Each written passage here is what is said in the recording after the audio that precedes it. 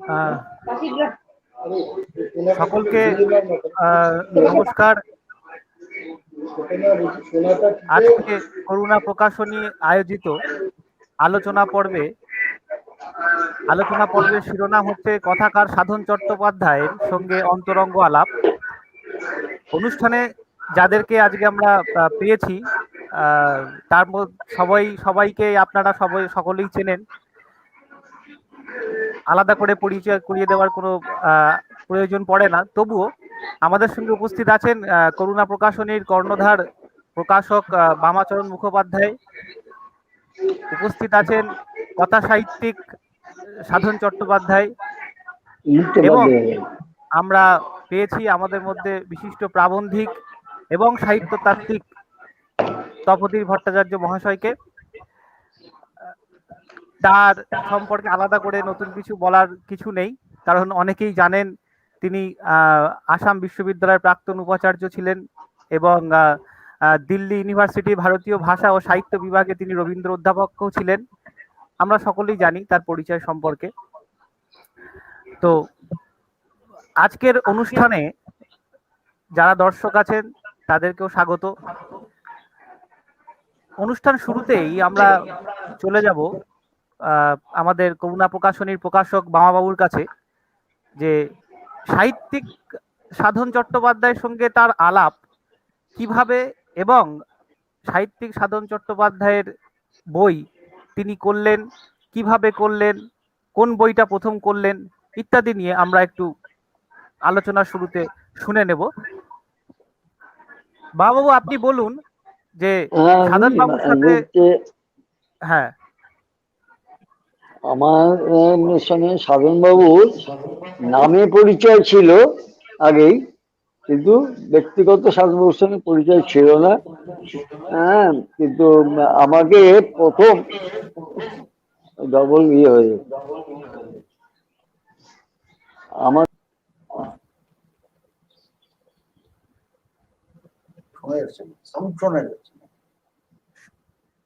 Mute হয়ে গেছে।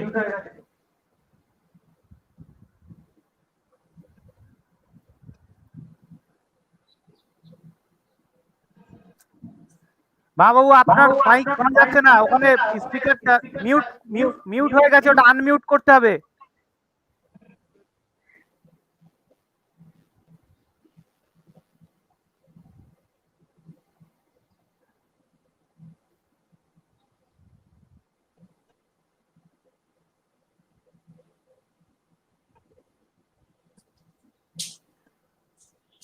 হ্যাঁ, শোনা যাচ্ছে এবার?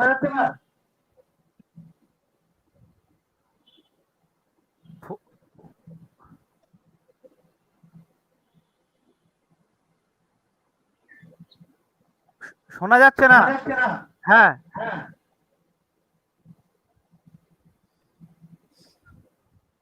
ফোনটা অতীনের কাছে গেছি। অতীনবাবু বললো তুমি অতীনবাবুকে কথা প্রসঙ্গে বলার থেকে অতীনবাবু বললে না না, তুমি বই করতে পারো, ইনি ভালো লেখক। হ্যাঁ, ভালো লেখক, কিন্তু ভালো লেখক উনি আমার। শোনা যাচ্ছে? হ্যাঁ, শোনা যাচ্ছে, আপনি বলুন। তারপর সাধন বাবু, আমি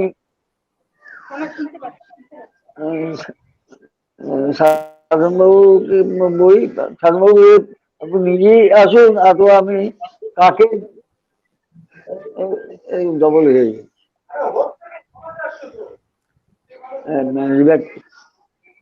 শোনা যাচ্ছে, আপনি বলুন। হ্যাঁ, শোনা যাচ্ছে, আপনি বলুন। তো সাধন বাবু তখন আমার কার সাহিত্যে এলো আমি ঠিক জানি না, তবে আমার সাধন বাবু প্রথম বই আমি করি আলাপ হলো ওই গল্প সমগ্র প্রথম আমার সঙ্গে। তারপরে তো গল্প বেরোচ্ছে, বিক্রিও ভালো হয়েছে। তারপরে উপন্যাস সমগ্র বেরোচ্ছে। ওনার মানে খুব ইয়ে না হলেও মানে পপুলার হই হই করে বিক্রি না হলেও ওনার একটা আলাদা খদ্দের আছে, আলাদা পাঠক আছে, যে পাঠকে তাদের বই আমার বই বিক্রি হয়, বিক্রি হয়। এবার আর এখন তো আমি এসেছি ওই তপন বাবু এবং সাধন বাবুর কাছে শুনবো যে যে ওনার আমাদের সঙ্গে ইয়েটা সাধন বাবু বলতে পারবেন আরো ভালো। সাধন বাবুকে রিকোয়েস্ট করি, সাধন বাবু আপনি বলুন তো ভাই, আমার তো আপনি বলুন একটু। হ্যাঁ, সাধন বাবু, আপনি আপনি বলুন। মহাবাবুর ওখানে আজকে নেটওয়ার্কেরও সমস্যা হচ্ছে বা ইত্যাদি, যে মহাবাবুর সঙ্গে আলাপ আলাপ পরিচয় কিভাবে এবং কিভাবে আপনি গেলেন। হ্যাঁ, বামবাবুর সঙ্গে আমার আলাপ করার পেছনে দুজন ব্যক্তিত্ব খুব গুরুত্বপূর্ণ ভূমিকা নিয়েছিলেন। এক হচ্ছে প্রফুল্ল রায়। প্রফুল্লদা একদিন বললেন যে তোমার বই করুণা করেননি, আমি বলে দিচ্ছি তুমি। হ্যাঁ, প্রফুল্ল আর সোহরাব হোসেন আমার অনুজ এবং আমার অত্যন্ত প্রিয় একজন কথাকার। সোহরাব অনেকদিন থেকে বলছে যে আপনি একদিন আসুন, বামবাবুর সঙ্গে আলাপ করুন। তো প্রফুল্লদা যেদিন বললেন যে দেখো তোমার শ্রেষ্ঠ গল্প এটা, তুমি বামবাবুর সঙ্গে কথা বললো। আমি প্রফুল্লদাকে বলেছিলাম যে দেখুন আমার তো প্রায় 500 গল্প হয়ে গেল। তো বললো আমি তোমার গল্প আমার পড়তে খুব ভালোবাসে, তোমার কি শ্রেষ্ঠ গল্প কোথাও নেই? আমি বললাম না। তখন আমি ফাইল তৈরি করে বামবাবুর কাছে যাই, এই হচ্ছে সূত্রপাত। কিন্তু ধীরে ধীরে আমার সঙ্গে প্রকাশক লেখক সম্পর্ক নয়, বামবাবুর সঙ্গে একটা অদ্ভুত আত্মিক সম্পর্ক মধ্যে আমি জড়িয়ে গেছি। আজকের প্রকাশনা জগতে ভানুবাবুর পরে বোধহয়, ভানুবাবু একটু বয়সে বড়, আমার মনে হয় বামবাবুই এখন বাংলা প্রকাশনা জগতে সবচেয়ে মানে সিনিয়র ব্যক্তিত্ব। এবং আমার খুব ভালো লাগে যে এই বয়সেও তিনি তার ওই ছোট্ট ঘরের একটি টুলের উপর বসে থেকে লেখকদের, তরুণ লেখকদের, মানে আমরা তো আর তরুণ নই, কিন্তু তরুণতর লেখকরা এলেও তাদের সঙ্গে যেভাবে একাত্ম হয়ে যেতে পারেন, যেভাবে মেলামেশা করেন, একটা আন্তরিক সম্পর্ক তৈরি হয়ে গেছে, পারিবারিক সম্পর্কের মতো। এটা কিন্তু বাংলা প্রকাশনা জগতের একটা একটা সাংস্কৃতিক সম্পর্ক তৈরি হয়ে গেছে। ইদানিং দেখি যে একটা বাণিজ্যিক সম্পর্কটা এটা মূল কথা, কিন্তু আমি করুণা প্রকাশনীতে প্রতি মঙ্গলবার যতদিন পর্যন্ত ট্রেন বাস চলতো আমি যেতাম, একটা অদ্ভুত পারিবারিক সম্পর্ক আমি অনুভব করেছি। এইভাবে বামবাবুর সঙ্গে আজ জড়িয়ে আছি এবং এখনো দেখা হয় না, কিন্তু কথাবার্তা হয়, কেমন আছেন, কি আছেন, একটা সম্পর্কে জড়িয়ে গেছি আমি। আর আজকে যার সাথে কথাবার্তা বলবো তপোধীর ভট্টাচার্য। তার একাডেমিক ব্যাপার তো সবাই জানেন, তিনি কোথায় যাকে বলে উপাচার্য ছিলেন, কি করেছেন। কিন্তু আমি তপোধীর ভট্টাচার্য আমার অত্যন্ত ঘনিষ্ঠ, আমার অনুজ। কিন্তু আমি মনে করি যে বাংলা কথা সাহিত্যে 70-এর লেখক বলে যে যে কিছু লেখক, বেশ কিছু সংখ্যক লেখক এখন বাংলা সাহিত্যে তারাই মূল লেখক, এরা কিন্তু তপোধীরের কাছে খুব ঋণী। কারণ হচ্ছে এই, তপোধীর ভট্টাচার্যই প্রথম আমাদের কাছে এই আধুনিক উপন্যাসের তত্ত্ব থেকে শুরু করে এই যে একটা ধারা, আমরা সেটাকে যে কোনো ধারা বলতে পারি, সমান্তরাল ধারা বলতে পারি বা বিশেষ ধারা বলতে পারি, এর পেছনে যার যে বৌদ্ধিক যে একটা ভূমিকা, বাংলা সাহিত্যের যে একটা বৌদ্ধিক প্রভাব, সেটা আমরা কিন্তু তপোধীরের কাছে শিখেছি। তপোধীরের বইগুলো আমাদের কাছে একটা প্রেরণা তৈরি করে। কারণ কেউ হয়তো বলতে পারেন যে আপনারা তো লেখক, আপনারা তো অভিজ্ঞতা দিয়ে লেখেন, আপনারা কি তত্ত্ব জেনে লেখেন? আমি বলি তাদের যে শুনো, তত্ত্ব শিখে আমরা লিখি না বটে, কিন্তু আমাদের যে অভিজ্ঞতা, আমাদের যে দেখার চোখ, সেটা করে দেয় একটা অর্থাৎ বিশ্বকে দেখবার যে কৌণিক অবস্থান, যেটা অত্যন্ত গুরুত্বপূর্ণ, এই অবস্থান আমাদের তপোধী তৈরি করে দিয়েছেন। আমি এই জন্য আমি মনে করি আমরা ঋণী। একটা ঘটনাকে কিভাবে দেখব, কিভাবে বিশ্লেষণ করব, এটাই কিন্তু আধুনিক সাহিত্যের একটি গুরুত্বপূর্ণ ভূমিকা। এছাড়া ওর বিভিন্ন বিষয়ের যে লেখা, বিভিন্ন সেটা সাহিত্য তত্ত্ব হতে পারে, সেটা ভাষা হতে পারে, এবং সম্প্রতি আমি মনে করি পশ্চিমবঙ্গের বাঙালির কাছে ও কিন্তু একটা বাঙালির বিবেক হয়ে দাঁড়িয়েছে। বিশেষ করে ভাষা ও শিলচর থাকে, ভাষা, বাংলা ভাষা যে সমস্যা, এই নাগরিকত্ব এই নিয়ে এখন যে আমাদের সমাজের মধ্যে যে আন্দোলন হচ্ছে, আমরা যে আন্দোলিত হচ্ছি, এর কিন্তু অন্যতম মুখপত্র হিসেবে তপোধীর আমাদের কাছে এখন একটা বিবেক। বন্ধু তো বটেই, এছাড়াও তপোধীর আমাদের কাছে কি বিবেক এখন বাঙালির কাছে। দীর্ঘদিনের আলাপ পরিচয়, ও যখন নর্থ বেঙ্গলে ছিল সেই থেকে আজ প্রায় 40 বছরের মতো আমার সঙ্গে পরিচয়, এবং সেটা এখনো আমাদের লেখকদের সঙ্গে তার একটা সুসম্পর্ক আছে। নানা আন্দোলনে, নানা পরিস্থিতিতে তাকে আমরা পেয়েছি, পাই। এখনো আমরা মনে করি তপোধীর সঙ্গে হয়তো আমার রোজ দেখা হয় না, রোজ কথা হয় না, কিন্তু আমি বিশ্বাস করি একজন শিলচরে আছে, যখন কোনো সংকট দেখা দেবে তাকে জিজ্ঞেস করে জানতে পারবো, ভাই পথটা বলো তো। এই হচ্ছে তপোধী ভট্টাচার্য। ওর স্ত্রী স্বপ্না ভট্টাচার্য খুব ভালো। আজকের ওই যেখানে শিলচরের যে বাঙালি লেখকেরা, গল্পকার, উপন্যাসিকেরা যারা আছেন, আমার সঙ্গে প্রায় অনেকেরই পরিচয় আছে।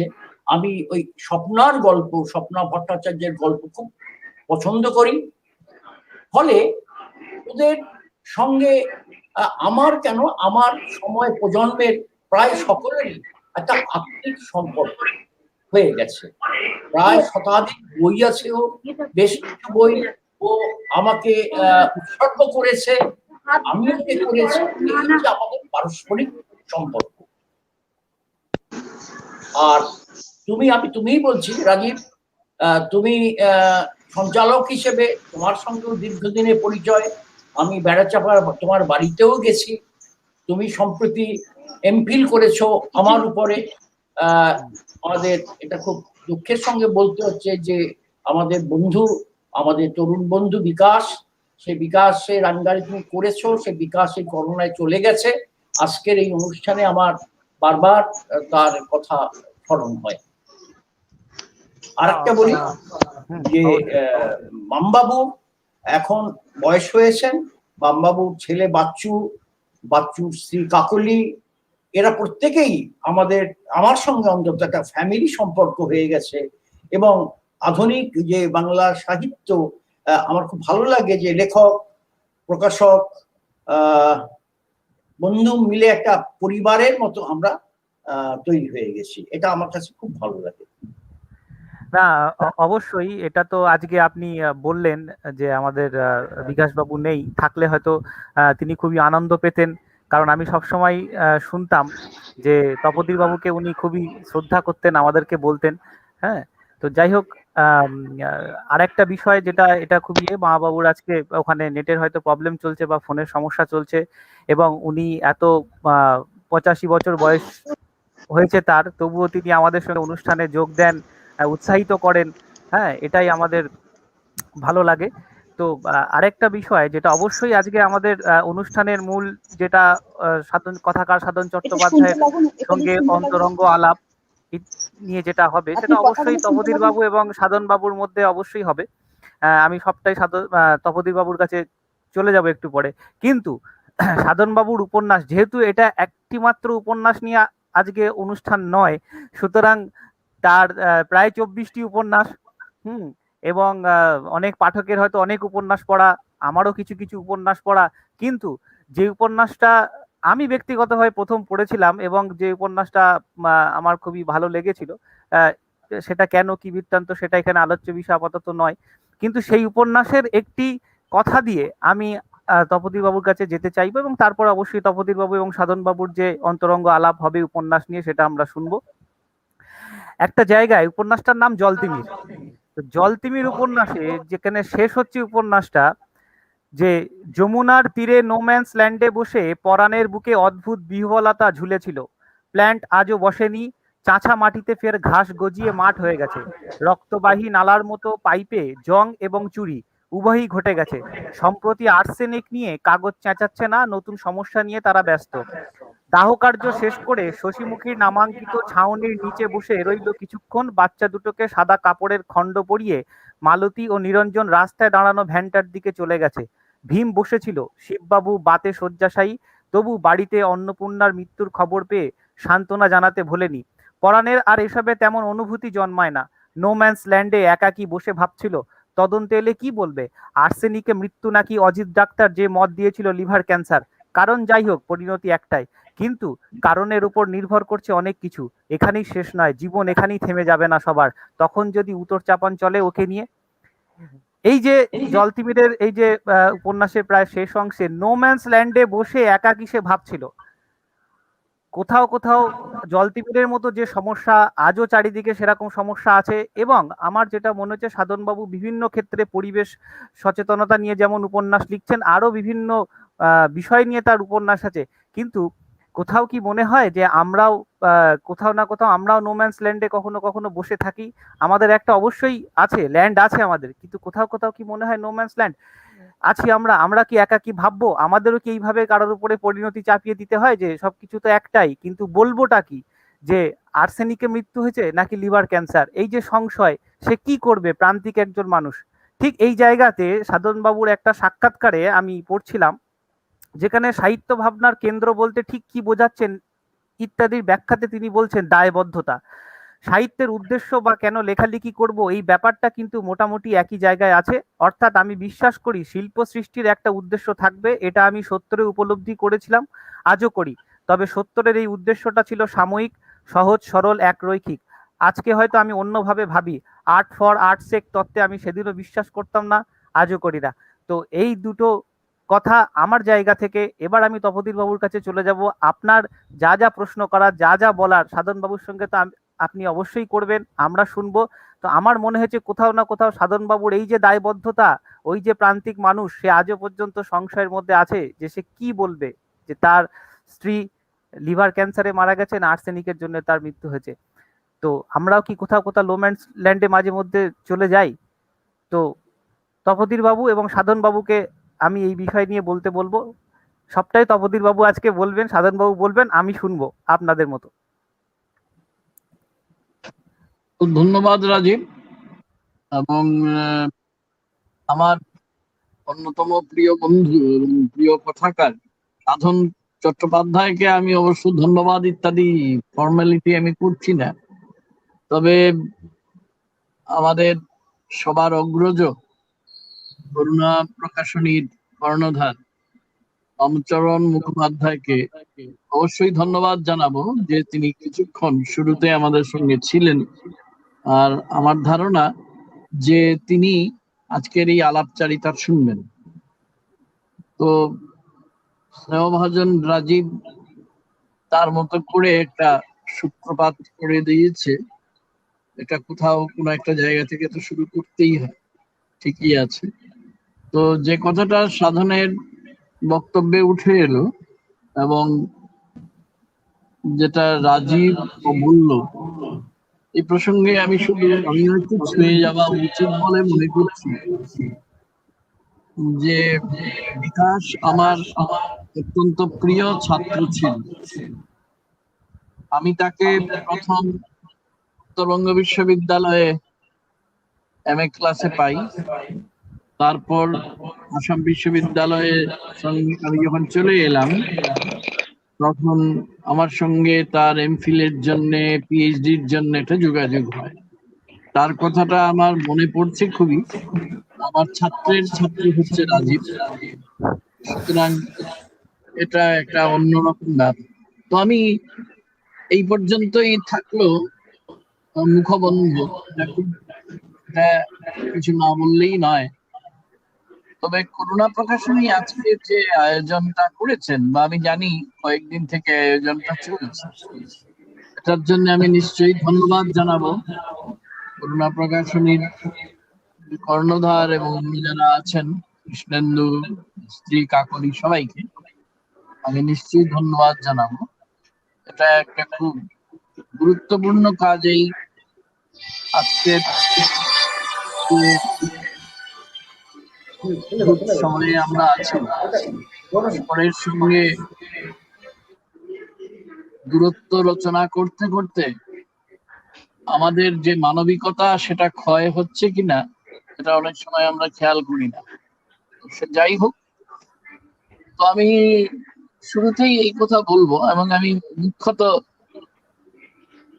সাধনের সঙ্গেই কিছু কথাবার্তা বলবো। এরকম কথাবার্তা আমাদের এমনিতেও হয়, যখনই সুযোগ পাই এরকম একটা হয়, এবং অনেক বছর ধরেই চলছে। সাধনের সঙ্গে আমার প্রথম দেখার দিনগুলো আমার মনে পড়ে, এটা আমি কখনো ভুলবো না। সেটা হচ্ছে, যার কল্যাণে হয়েছিল তিনি আজ এই পৃথিবীতে নেই। বালুরঘাট, যাকে, যে জায়গাটিকে আমি খুব পছন্দ করতাম নানা কারণে, জায়গার জন্য তো বটেই, কিন্তু তার চেয়েও বড় কথা হচ্ছে এইখানে একটা পরিপাটি সাহিত্য সংস্কৃতির এক অদ্ভুত একটা পীঠস্থানই বলবো, এটা গড়ে উঠেছিল। এবং যাকে আমরা সবাই একটু মজা করে, একটু ভালোবেসে মধুদা বলতাম, মধুপূর্ণী পত্রিকার সম্পাদক অজিতেশ ভট্টাচার্য, তিনি আমাদের মধ্যে একটা যোগাযোগ ঘটিয়ে দিয়েছিলেন। সাধনকে সেইখানে আমি প্রথম দেখি, প্রথম তার কথা শুনি, সেখানে আমাদের বন্ধুত্বের সূত্রপাত হয়। এবং 70-এর অনেক তরুণ ঘোড়সওয়াররা তখন, এবং যদিও প্রবীণ লেখক বলে নিজেকে বলেছে, কিন্তু প্রবীণতা তো তার বয়সে, মানে তার শারীরিক বয়সে, তার সাহিত্যিক হিসেবে, লেখক হিসেবে আমার ধারণা সাধন চিরতরুণ। কারণ চিরতরুণ যারা, তারাই শুধু লিখতে পারে, এরকম একটা আমার ধারণা আছে অনেকদিন থেকে। আমি শুরুতেই যে কথাটা বলতে চাইছি আর কি, আমি এখানে বক্তৃতা দেওয়ার জন্য আসিনি। আজকে এই আলোচনাটা ওইভাবে যাওয়াও উচিত না। আমরা এমনি একটু কথাবার্তা বলবো, আমি এবং সাধন কথাবার্তা বলবো। হয়তো মাঝে মাঝে তাতে অংশ নিতে পারে রাজীব, হয়তো বাবা বাবু দু একটা কথা বলতে পারেন। সেটা হচ্ছে যে, আমি একটা কথা সাধন সবসময় আমি ভাবি, ইদানিং আরো বেশি করে ভাবি, যে উপন্যাস সম্পর্কে আমাদের ধারণা বহু দূর অবধি পাল্টে গেছে, এবং সেটাই স্বাভাবিক। এটা তো 2021 সালে আমরা পৌঁছে গেছি, এখন প্রায় মাঝামাঝি বলবো, জুন মাস, এটা তো 6 নম্বর মাস, তো সুতরাং মাঝামাঝি বটে এটা। এবং ইতিমধ্যে আমরা লক্ষ্য করলাম যে আমরা অন্য সমস্ত বিষয়েই তো বিশ্বায়িত হয়েই আছি। যেসব বিষয় নিয়ে আমরা ভাবনা চিন্তা করি, লেখাপড়া করি, এইগুলো আমরা চাই বা না চাই, আমাদের আজকাল ইন্টারনেটের যুগ, ইন্টারনেট না থাকলে, অন্তর্জাল না থাকলে আমরা কি 4 জন 4 জায়গায় থেকে আমরা এই মুহূর্তে পরস্পরের কাছাকাছি থাকতে পারতাম? শুধু এই বিশ্বায়িত এই পৃথিবীতে আমি এটা কখনো বলতে পারি না যে ওই তত্ত্ব হচ্ছে গিয়ে রবীন্দ্রনাথের ভাষায়, ওকে, ও যে চন্ডালিনীর ঝি, ছুঁয়ো না ছি, এরকম বললে আর হয় না। আমরা পদার্থবিদ্যা, ফিজিক্সের ক্ষেত্রে আজকে শুনছিলাম যে আমাদের যে ভয়েজার 1 এবং 2 সৌরজগতের পাল্লা ছাড়িয়ে মহাকাশ মহাকাশ বলতে যা বুঝি তার আঙিনায় পা দিয়েছে। আমরা সমস্ত এই ব্যাপারে আমরা অত্যন্ত উৎসাহিত বোধ করি। কিছুদিন আগে নাসা মঙ্গলে যে যান প্রেরণ করলো, এবং আমরা দেখলাম ইনজেনিউইটি নামে একটা ছোট্ট হেলিকপ্টার সেখানে মঙ্গলের মাটি হাওয়ায় ঘুরছে। এটা কি ভাবা যেত? আমরা তো এই সমস্ত ব্যাপারে তো আগ্রহী বটেই তো। আর আজকে বিশ্বায়নের এক প্রবল নমুনা নিয়ে হাজির, এটা চোখে দেখা যায় না একটা ভাইরাস, এবং এখন আমরা থরহরি কম্পমান যে এটা ডেল্টা প্লাস না এটা শুনছি আরেকটা ভাইরাসও পৃথিবীর কোন প্রান্তে এসে গেছে। আজকে আমরা পশ্চিমবাংলায় থাকি, আসামে থাকি, ভারতের যে প্রান্তেই থাকি, আজকে আমাদের জীবনকে একদম সাংঘাতিক ভাবে উল্টে পাল্টে দিচ্ছে। বিকাশ আমাদের কাছ থেকে চলে গেল। গত পরশুদিন শুনলাম আমার এক প্রিয় কবি গৌতম বসু, খুবই প্রিয় কবি, অন্নপূর্ণা ও শুভকালের কবি, তাকে নিয়ে আমি লিখেওছি। সে চলে গেল, হয়তো ইয়েতে নয়, এই রোগে নয়, কিন্তু হতেও পারে। এবং এরকম আরো অনেক, সেই তালিকার দেওয়ার জন্য আমি আসিনি। আমার মূল বক্তব্য হচ্ছে যে সময়ই হচ্ছে উপন্যাসের প্রাণ। আজকে আমরা যার সঙ্গে কথা বলছি সাধন, তিনি কিন্তু সব্যসাচী কথাকার। যেমন ছোট গল্পের এক সাধারণ কথা শিল্পী তিনি, ঠিক তেমনি উপন্যাসেও নিজের স্বর তিনি প্রবলভাবে প্রতিষ্ঠিত করতে পেরেছেন। আমি বিশ্বাস করি আজকের আলোচনার পরে যারা অত্যন্ত সচেতন পাঠক, আগ্রহী পাঠক, তারা ওই করুণা প্রকাশিত উপন্যাস সমগ্রটা একবার পড়বেন। এগুলো আলাদাও পাওয়া যায়, উপন্যাস সমগ্র হিসেবে পাওয়া যাচ্ছে, এই জন্য বামাচরণ বাবুকে খুবই ধন্যবাদ। তার গল্প সমগ্র পাওয়া যায়। আমার ধারণা আরো এগুলো বেরোবে, কারণ আমি 500টার মতো গল্প, 500-র চেয়ে বেশি আমার ধারণা। যাই হোক, এটা আছে। তো আমি ঠিক প্রশ্নোত্তর না, এমনি ধরো তোমার সঙ্গে কথা বলছি এইভাবে, আমি ঠিক প্রশ্নোত্তরের এটা চাইছি না। আমার নিজের মনে হয় সাধন, যে আজকে আমরা উপন্যাস বলতে যা বুঝি, বিশেষ করে মিখায়েল বাখতিন আসার পরে আমরা উপন্যাসের নানান ধরনের নতুন মনন মুদ্রা আমরা সন্ধান করি। তোমার জল তিমিরের কথা সে বলছিল, আমার একটা প্রিয় উপন্যাস, তুমি জানো। এটা নিয়ে আমার একটা দীর্ঘ লেখা আছে, সাধন তো জানাই আছে সাধনের। তো তুমি ওই যে রবিশঙ্কর, সেও আজ আমাদের মধ্যে নেই। অনেকদিন আগে 1403 বঙ্গাব্দে আজকের প্রহরী বলে একটা ছোট্ট কাগজে তোমার একটা সাক্ষাৎকার নিয়েছিল। সেখানে তুমি বিশেষ করে দায়বদ্ধতার কথা বলেছি, যে তুমি বলেছিলে যে একসময় আমাদের মনে হতো কারো ম্যানিফেস্টো বা বক্তব্যকে সাহিত্যে রূপান্তরিত করাই সাহিত্যের দায়বদ্ধতা, কিন্তু আমাদের আরো ব্যাপ্ত জায়গায় যেতে হয়। সাহিত্যের কোনো দায়বদ্ধতা নেই তাও আমি বিশ্বাস করি না, কিন্তু দায়বদ্ধতা হলো শক্তি নিঃসরণের, স্বপ্ন তৈরি করার। যে জায়গায় গিয়ে ধরো তোমার জলতিমির গিয়ে ফুরোচ্ছে, সেখানে তুমি কি লিখেছো? এখন এটা তো আমাদের সম্পত্তি, আমরা যারা পড়ুয়া। লিখেছো তুমি বটে, কিন্তু সম্পত্তি আমাদের। তুমি লিখেছো সেখানে, আমার কথাটি ফুরলো, নটে গাছটি মুড়লো, কিন্তু পৃথিবীতে কথা ফুরোয় না, নটে গাছটা মুড়োয় না। খুব ঠিক কথা, সম্পূর্ণ আমি তোমার সমর্থন করি। বারবার বীজ হয়ে ফিরে আসে, এটাই বোধহয় ইতিহাস, এই চলতে থাকা। বটেই তো। দেখো, যেটা এই জাক দেরিদার এই কথাটা আমি ভীষণ পছন্দ করি, বহু জায়গায় লিখেছি, উদ্ধৃত করেছি, বলার সময়ও বলেছি। সেটা হচ্ছে যে তার যে প্রথম বইটা, তার একটা 120 পৃষ্ঠা ব্যাপী যে দীর্ঘ ভূমিকা লিখেছিলেন এক বাঙালিনী, গায়ত্রী স্পিভক চক্রবর্তী। এটার শেষ দিকে এরকম একটা কথা ছিল, every text is a preface to the next. প্রতিটি বয়ানই হচ্ছে পরবর্তী কোন বয়ান রচনার একটা আদি প্রস্তাবনা। এই কথাই তো তুমি বলেছো, যে নটে গাছটা মুড়োয় না, বারবার বীজ হয়ে ফিরে আসে। এটাই বোধহয় ইতিহাস, এই চলতে থাকা, এই চলমানতার মাথায় রেখে, এবং তুমি যে দায়বদ্ধতা নিয়ে যে কথাটা বলেছো সেটা মাথায় রেখে, আমি শুধু বুঝতে চাইছি, তোমার ছোট গল্পকে নিয়ে হয়তো একটু পরে আমরা কথা বলবো, তোমার অগ্নিদগ্ধ, তারপর গহীন গান, দুই ঠিকানা, উদ্যোগ পর্ব, পিতৃভূমি, পক্ষ বিপক্ষ, এইসব হয়ে তুমি যখন জলতিমিরে পৌঁছলে, এবং এটা ছিল তোমার, আমার বিচারে, আমার নিজের পাঠক হিসেবে বিচারে, এটা হচ্ছে গিয়ে তোমার একটা জলবিভাজন রেখা। এবং তারপরও তোমার কাছ থেকে আমরা অসাধারণ কিছু লেখা পেয়েছি। কিন্তু সেই বিচারে আমি যাওয়ার আগে এই যে কথাটা আমি বললাম, এই যে তোমার ফুরোয় না, তোমার চলা যে থামলো না, যে আমি নিশ্চিতভাবে তুমি বাংলা সাহিত্যকে, বাংলা উপন্যাসকে সমৃদ্ধ করার জন্য ওই তুমি যেটা বলেছো স্বপ্ন তৈরি করার কাজ, এটা তোমারই কথা, আমার কথা না, সেই কাজটা তুমি করে যাচ্ছ।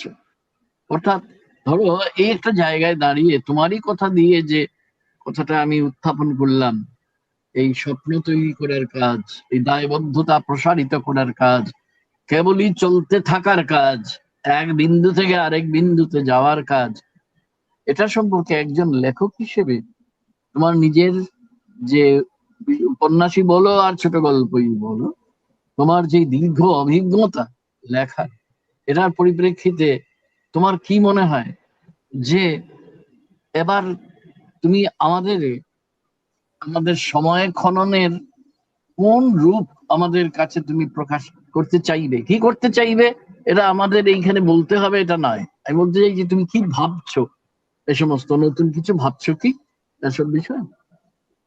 চমৎকার কথা তপোধি।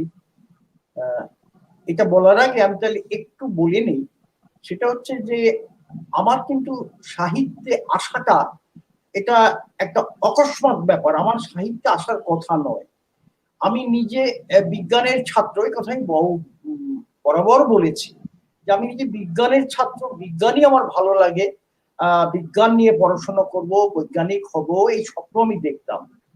কিন্তু তুমি তো জানো যে আমরা তো একটি ট্র্যাজেডির ফসল, অর্থাৎ ট্র্যাজেডিটা হচ্ছে 47-এর দেশভাগ। দেশভাগের ফলে একেবারে ভাসতে ভাসতে এখানে যখন এসে পৌঁছলাম, শিকড় যখন আস্তে আস্তে এই মাটিতে গাড়লো, তখন খুব অসহায় অবস্থায়, আমার সাংসারিক অসহায় অবস্থায় একদিন আমার ওই স্বপ্নকে ফেলে রেখে আমি আমার শিক্ষকতার জীবনে ঢুকেছিলাম সংসার রক্ষা করার জন্য। কিন্তু তখনও আমার ভেতরে একটা আশা ছিল, হয়তো আমি এর মধ্যে থেকে আবার সেই বিজ্ঞানের ধারায় চলবো। কিন্তু হঠাৎ একদিন একটা দীর্ঘ সময়, ছুটির সময় আমার কাছে এলো, আর আমি বরাবরই আমার মানে হবি বলতে পারো পড়া, যে কোনো জিনিস আমার পড়তে খুব ভালো লাগে, সেটা খবরের কাগজে ঠোঙাও হতে পারে, সেটা বইও হতে পারে। কিন্তু সেই সময় আমার কাছে কোনো বই ছিল না। আমি লাইব্রেরিতে গিয়ে বললাম যে আমার একটা বই দিন, একটা বিজ্ঞানের বই দিন। তো সেই লাইব্রেরিয়ান আমারই এককালে মাস্টারমশাই ছিলেন, তিনি বললেন, দেখো বাবা, আমার তো নতুন কোনো বই নেই, এবার আসেনি এখনো। তো আমি বললাম, স্যার তাহলে আমি এই 1 মাস করবো কি? তখন বললাম, তোমাকে আমি একটা এই বই দিচ্ছি, এইটা নিয়ে তুমি পড়ো। তো বইটা নিয়ে দেখলাম খুব মোটা একটি বই। তো বাড়ি এসে দেখি বইটা উল্টে, বইটার নাম সাহেব বিবি গোলাম, সেটা বিমল মিত্র লিখেছেন। তখন বিমল মিত্র কিন্তু খুব জনপ্রিয় লেখক। তা আমি প্রথমে ভাবলাম, না আমার এসব পড়ার দরকার নেই। তা কি করবো, পড়লাম, পড়তে শুরু করলাম এবং পড়া শেষও করলাম। 10-এ পড়া যখন শেষ করলাম, সামওয়ান কে যেন আমার ভেতরে একটা ইকো করার মতো, প্রতিধ্বনিত করার মতো বললো যে এরকম আমিও লিখতে পারি। এই যে বলাটার মধ্য থেকেই কিন্তু আমি তার পরদিন থেকে আমার ওই বিজ্ঞানী স্বপ্ন না হয়ে আমি তো সাহিত্যের দিকে গেলাম। কিন্তু গেলে কি হবে, আমার তো কোনো পূর্ব অভিজ্ঞতা নেই, কি লিখবো কি না লিখবো ইত্যাদির মধ্য থেকে যখন বেশ কিছু সময় কাটছে, হঠাৎ আমি আমার পাড়াতে, তখনকার দিনে বই পড়ার অভ্যাস ছিল, অফিসে বলুন, স্কুলে বলুন, লাইব্রেরি থাকতো, পাড়ায় লাইব্রেরি থাকতো, সেই লাইব্রেরিতে লোকে পড়তো, তো তার হাতে একটা বই। আমি বললাম, দাদা এই বইটা কি বই? বলে, তুমি কি পড়ায় উৎসাহী? আমি হ্যাঁ। বলে, আচ্ছা নাও পড়ো। তা আমায় ওটা পড়তে দিলেন। বইটা এনে দেখি বইটার নাম হচ্ছে পদ্মা নদীর মাঝি, লেখক মানিক বন্দ্যোপাধ্যায়। তপোধি, তোমাকে বলতে আমার আজ দ্বিধা নেই, আমি তখনও মানিক বন্দ্যোপাধ্যায় সম্পর্কে ভালো কিছু জানি না। কিন্তু বইটা আমি এক রাতে শেষ করার পর আমার ভেতরে জাস্ট একটা আর্থকুয়েক বলে না, একটা ভূমিকম্পের মতো হয়ে গেল। আমার মনে হলো this is literature, this is literature, এই যে জীবনের সঙ্গে এই লিটারেচার। এই আমি মানিক বন্দ্যোপাধ্যায়ের প্রেমে পড়ে তার সমস্ত কিছু শেষ করলাম, সেটা আলাদা কথা। কিন্তু ব্যাপারটা হচ্ছে সেই হাত মক্স করার যে গল্প, সেগুলো আমি নেইনি। প্রত্যেক লেখক জীবন শুরু হয় গল্প দিয়ে, কিন্তু আমার শুরু হয়েছিল উপন্যাস দিয়ে। আমি চতুষ্কোণে 70 সালে একটি ধারাবাহিক উপন্যাস লিখি, সেটা হচ্ছে অগ্নিদগ্ধ, যার রেফারেন্স অগ্নিদগ্ধ। আমার প্রশ্ন, অগ্নিদগ্ধ আমি লিখলাম কেন? সেই সময় কিছুদিন আগেই তো একটা খাদ্য আন্দোলন হয়ে গেছিল পশ্চিমবাংলার, 66 খাদ্য ভোগ মুভমেন্ট যাকে বলে, এবং সেই ভোগ মুভমেন্টে আমি যেখানে থাকি সেটা খুব প্রভাবিত হয়েছিল। আমার শহরের 11 জন মানুষ মারা গেছিল, ইত্যাদি ইত্যাদি। যাই হোক, সেটা তো আমার মনে হলো যে আমারই স্কুলের এক ছাত্র, তো বকে যাওয়া ছাত্র, সেই আন্দোলনের মধ্যে থেকে তার ভেতরে একটা আত্মশুদ্ধি হয়। আমার তখন মনে হয় উপন্যাসটা লিখি, কিন্তু প্রথম থেকেই আমার এই ভাবনা ছিল যে উপন্যাস কোনো ঘটনা নয়। আমার মনে হয়, যদিও আমি সাহেব বিবি গোলাম পড়েছি, কিন্তু আমার মনে হয়েছে উপন্যাস কোনো ঘটনা নয়, অথবা ঘটনার যে বিন্যাস সেটা নয়। আসলে কোনো একটা ঘটনাকে আমি কিভাবে দেখি সেটাই আসল কথা, কিভাবে দেখি। তো আমি যেভাবে দেখলাম, আমার মনে হলো যে এই সমস্ত একটা বিরাট সামাজিক আন্দোলন অন্যধরন ভাবে একটা আত্মশুদ্ধিও করে দেয়। অগ্নিকে দগ্ধ হয়ে এই এই অবস্থা, তখনও কিন্তু তত্ত্ব বলো কিংবা বাংলা উপন্যাস খুব ভালো আমার পড়া ছিল না। এইবার দ্বিতীয় উপন্যাস আমার বেরোয় 10 বছর বাদে। এর মাঝখানে আমি বিশ্ব সাহিত্যটা পড়েছিলাম, এবং আমার বাংলা ভাষার আমার পূর্বের লেখকদের লেখা পড়ে উপন্যাস সম্বন্ধে আমার বারবার মনে হতো যে কাহিনীগুলো পড়ি, এ মনে হচ্ছে যেন ঘটনা পড়ছি। আমি ঘটনা আমি কেন পড়বো? এটা কিন্তু বরাবর আমার চোখটা খুললো চতুরঙ্গ পড়ে। চতুরঙ্গ পড়ে আমি দেখলাম যে রবীন্দ্রনাথের যে কই এটা ঘটনাটা কি, আসল তো ব্যাপারটা, তার ঘটনাকে তিনি বিশ্লেষণ করছেন, কিভাবে দেখছেন, ইত্যাদি ইত্যাদিতে ব্যাপার। এই আমার তখনও কিন্তু আমি বিশ্বতত্ত্ব, তোমার সঙ্গে আলাপ পরিচয় হয়নি, তোমার বই আমি পাইনি। ইতিমধ্যে আমাকে একটা বই, আমার একটি গল্প নিয়ে একটা ছবি হয়েছিল, রাজেনবাবু ছবি করেছিলেন, সেই সুযোগে আমার সুন্দরবন যাওয়ার সুযোগ হয়েছিল। আমি সেখানে ঘুরে ঘুরে মানুষের জীবনকে দেখে আমার ভিতরে যে কি প্রতিক্রিয়া সেটা নিয়ে এইভাবে কিন্তু আমাকে এক একটা পরিস্থিতি দেখতে হয়েছে। সেই পরিস্থিতি মানুষের অন্তর্জগৎকে কিভাবে প্রভাবিত করে। যারা শুধু বলে যে মানুষের অন্তর্জগতে উন্মেষণই হচ্ছে সাহিত্য, আমি তাদের সঙ্গে একমত হতে পারি না। আবার যারা বলেন যে না, উপন্যাসে এই ঘটনা প্রবাহ, তাই এই দ্বন্দ্বের মধ্যে চলতে চলতে 80-র দশকের পর এই বিভিন্ন তত্ত্ব, তোমাদের লেখা যেন আস্তে আস্তে আমার মনে হলো যে আমি কিভাবে দেখব, এই কিভাবে দেখতে গেলে পর, তাহলে তো আমাকে যেমন কোনো জিনিস দেখতে গেলে পর একটা আতশ কাচের দরকার হয়, একটা আতশ কাচের প্রয়োজন। যে আতশ কাচটা কি না, সেখানে ইতিহাস, দর্শন, নন্দনতত্ত্ব ইত্যাদি ইত্যাদি মিলে আমার ভাবনার মধ্যে সেটা প্রতিফলিত হতে থাকলো। এই যে প্রসঙ্গটা জলতিমির নিয়ে কথা হচ্ছে, জলতিমির কিন্তু আমি মনে করি শুধু আর্সেনিক নিয়ে লেখা নয়। আর্সেনিক আছে, আর্সেনিক তো ঘটনা, কিন্তু আমার বারবার মনে হয়েছিল যে এই আর্সেনিক তো নতুন কিছু নয়। বাংলায় মাটির নিচে পাইরাইটের স্তর, যেখান থেকে আর্সেনিক আসে, যুগ যুগ ধরে আসে, যুগ যুগ ধরে আছে। কই আমি, আমার আগের প্রজন্ম, তার আগের প্রজন্ম, তারা তো আর্সেনিকে ভোগেনি। এই প্রসঙ্গে আমি বলেছি অনেকবার, একটা কথা বলি, আমাকে, তিনি এখন প্রয়াত, আমার বন্ধু সমাজ তপধীরেরও খুব পরিচিত, সেটা আখতারুজ্জামান ইলিয়াস। ইলিয়াস একটা চিঠিতে আমাকে বলেছিল যে দেখো সাধন, তুমি যদি কোনো সামান্য একটা ঘটনা, ধরো একটা বাংলাদেশের একটা প্রান্তীয় গ্রামের কোনো চাষির পেট খারাপ হয়েছে, তুমি যদি তার অ্যানালাইসিস করতে করতে যাও, তুমি দেখবে তার একটা কারণ আন্তর্জাতিক কারণের সঙ্গে যুক্ত। কথাটা আমাকে ভীষণভাবে আলোড়িত করেছিল, এবং এই আলোড়িত করতে করতে আমারও মনে হয়েছে যে এই আর্সেনিক, এটা তো নতুন, এটা তো শুধু আর্সেনিক শুধু আক্রান্ত করছে তা নয়, এর পেছনে ব্যাপারটা কি।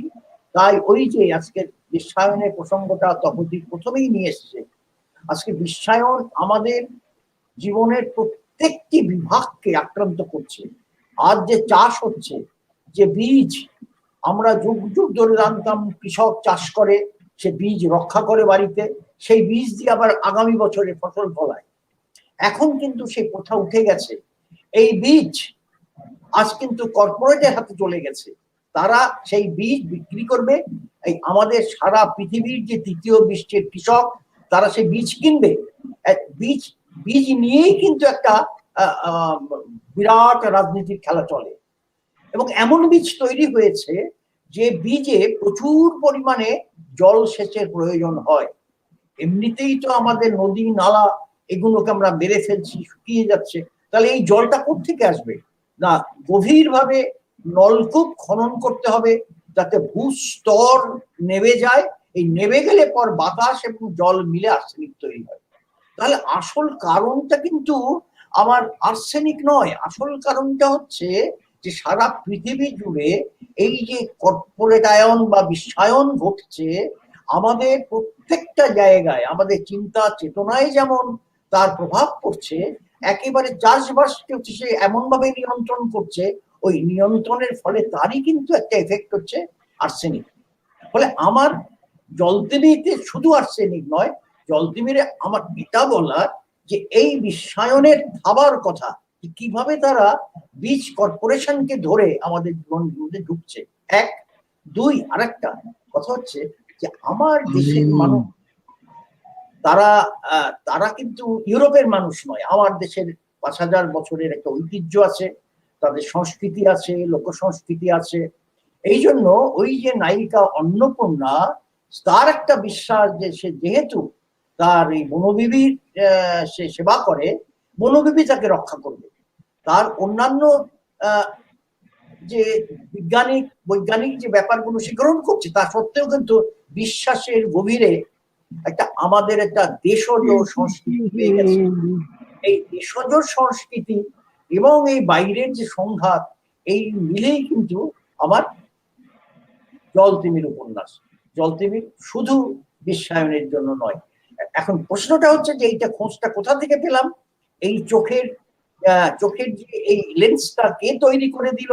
এই তৈরি করে দেওয়ার পেছনে এই বন্ধুবর তপোবীরদের মতো যারা, বা বিশ্বের যে তাত্ত্বিক, তারা তত্ত্বের এই জন্যই প্রয়োজন। আমি মনে করি যে আধুনিক ঔপন্যাসিক এখন আর শুধু অভিজ্ঞতা দিয়ে হয় না। কেন, উপন্যাস ইউরোপের তৈরি, সে ইউরোপের তৈরির মধ্যে সেটা ছিল ঘটনা ৩০০ বছর আগে, ৩৫০ বছর আগে। এটা এশিয়ার ফর্ম নয়। অনেকে আজকে বলে যে ইন্ডিয়ান মডেল, আমি এটা বিশ্বাস করি না, কেননা এটা হয় না। কিন্তু প্রশ্নটা হচ্ছে যে আমি এই যে যুগপৎ ঘটনা ঘটছে, আজকের মহাকাশ ভ্রমণ করছে, এই যে টাইমটা বদলে যাচ্ছে, এই টাইম আমার চেতনার মধ্যে কিভাবে আমাদের চিন্তা চেতনাকে প্রতিফলিত করছে, সেটা উপন্যাসের মধ্যে আমি আনতে চাই।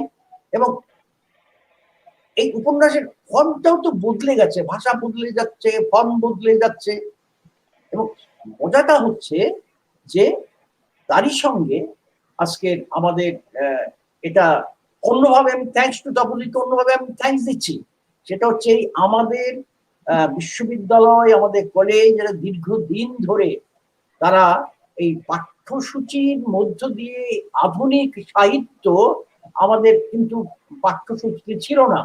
এই জেনারেশন এরা বিশ্ববিদ্যালয় কলেজ তার কর্তৃত্বে আসার পরে আজ কিন্তু এই আধুনিক সাহিত্য যখনই ছাত্রছাত্রীরা পড়ছে, তারা কিন্তু তাদের দৃষ্টিভঙ্গি, সাহিত্য বিচার বিশ্লেষণ এটাও কিন্তু বদলে যাচ্ছে।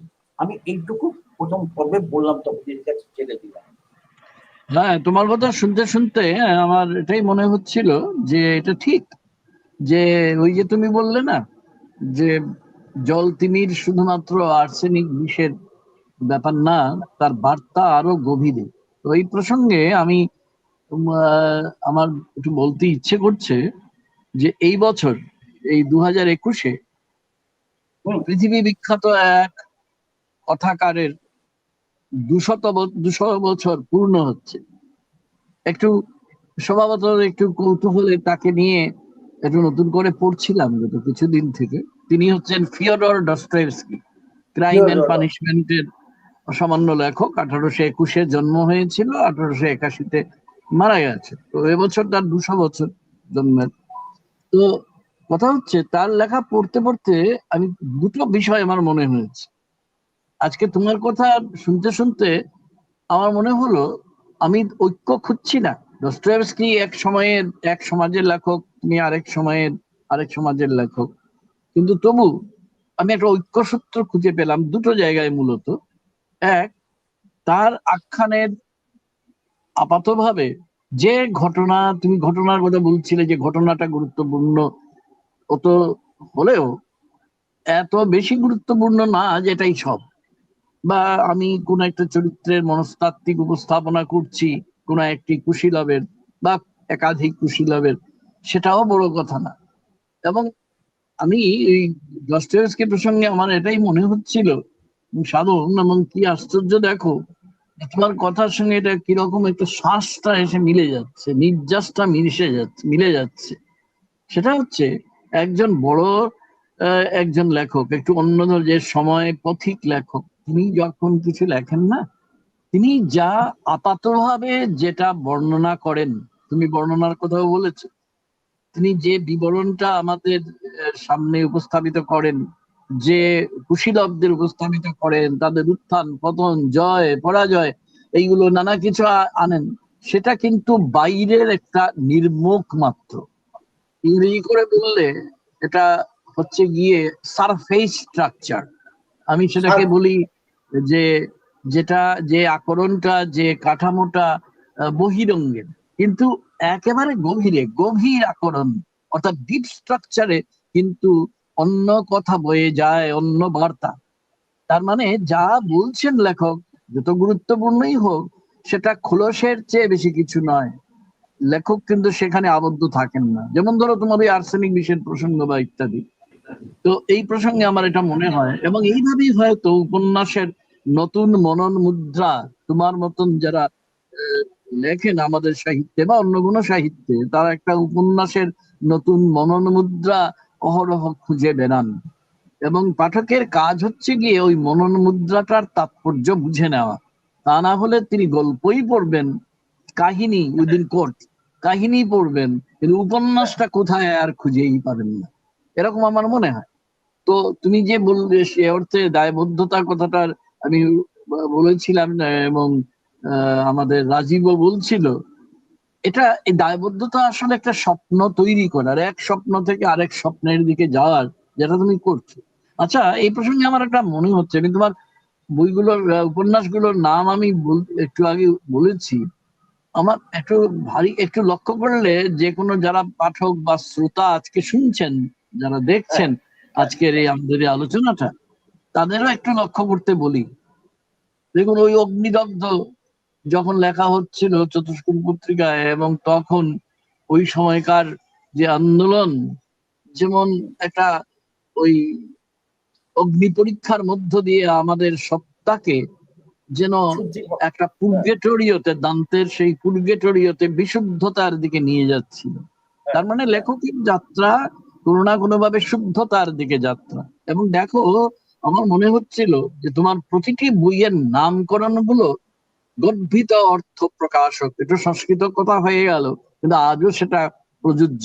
অগ্নিদগ্ধ, গহীন গান, গভীর নদী, দুই ঠিকানা, উদ্যোগ পর্ব, পিতৃভূমি, পক্ষ বিপক্ষ, যে মুহূর্তে প্রশ্নে বা জল তিমি, এমনকি যেগুলোর নাম আমরা এখনো বলিনি, বিন্দু থেকে বৃত্তে। তোমার একটা ছোট উপন্যাস কিন্তু এটা ভুললে চলে না, কারণ যেখানে দেখা যায় যেটা বিশ্বায়িত ঘটনা সেটাকে তুমি নিয়ে এসেছো আমাদের এই পশ্চিমবঙ্গেরই কোন একটি ছোট্ট একটা পরিসরে।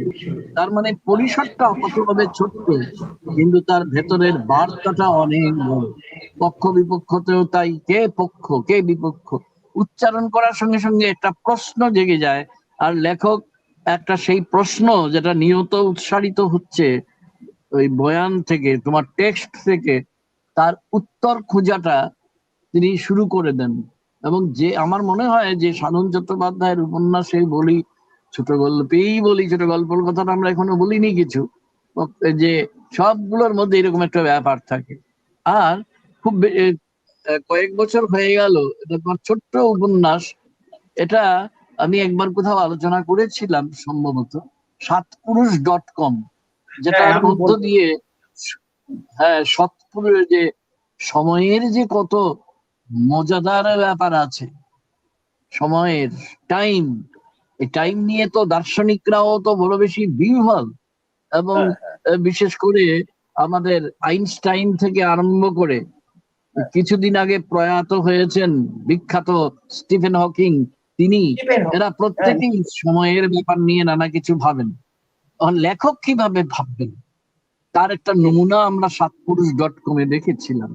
তার মানে বক্তব্যটা হচ্ছে এই, তোমার তোমার কাহিনী, উপন্যাসের কাহিনী শুধু কাহিনী নয়, সেটা একটা মানে স্বতঃস্থল ভাবে অটোমেটিক্যালি একটা দ্বিবাচনিক আয়না, একটা দর্পণ হয়ে উঠছে, একটা ডায়ালজিক্যাল একটা কনস্ট্রাক্ট হয়ে যাচ্ছে, একটা মিরার হয়ে যাচ্ছে আমাদের কাছে। এবং এই প্রতিবেদনের মধ্যে তুমি টেক্সটের অন্তরালে যত অন্য টেক্সট আনছো, সাব টেক্সট আনছো, সেখানে নানা কথা আমাদের লক্ষ্য করতে হয়। এবং সেটা সেখানেই থেমে যায়নি, তিন বা 4 বছর হতে পারে আগে তুমি শিক্ষকের জীবন নিয়ে একটা উপন্যাস আমাদের তুমি উপহার দিয়েছো। এটা নিয়েও কম আলোচনা হয়, আবার আলোচনা হওয়া উচিত। তো তার আগে তুমি কত কিছু নিয়ে ভেবেছো, পরিবেশ নিয়ে, মানুষের নিশ্চেতনা, এটা নিয়ে তুমি ভেবেছো, জনস্বাস্থ্য প্রযুক্তি, এটা নিয়ে তুমি ভেবেছো সমাজ এবং রাজনীতির যে ভেতরে আপাত দ্বন্দ্ব, এবং তার পেছনে আরো অনেক রহস্য। তুমি ইলিয়াস ভাইয়ের কথা বলছিলে, তার এই ছোট গল্প কি মনে যাচ্ছে, যে বিখ্যাত প্রবন্ধের বইটা, তার মধ্যে একটা চমৎকার কথা ছিল যে একটা গ্রামের, বাংলাদেশের এক গ্রামের একটা একটা চাষার ছেলের গালে যে থাপ্পড়ের দাগটা পড়ে, সেই থাপ্পড়টা কার? তুমি একটু আগে বলেছো তোমার মতো করে, এটা এর পেছনে আছে এই বিশ্ব জগৎকে যারা নিয়ন্ত্রণে আনতে চায়, এই যে আধিপত্যবাদ, তার থাপ্পড়।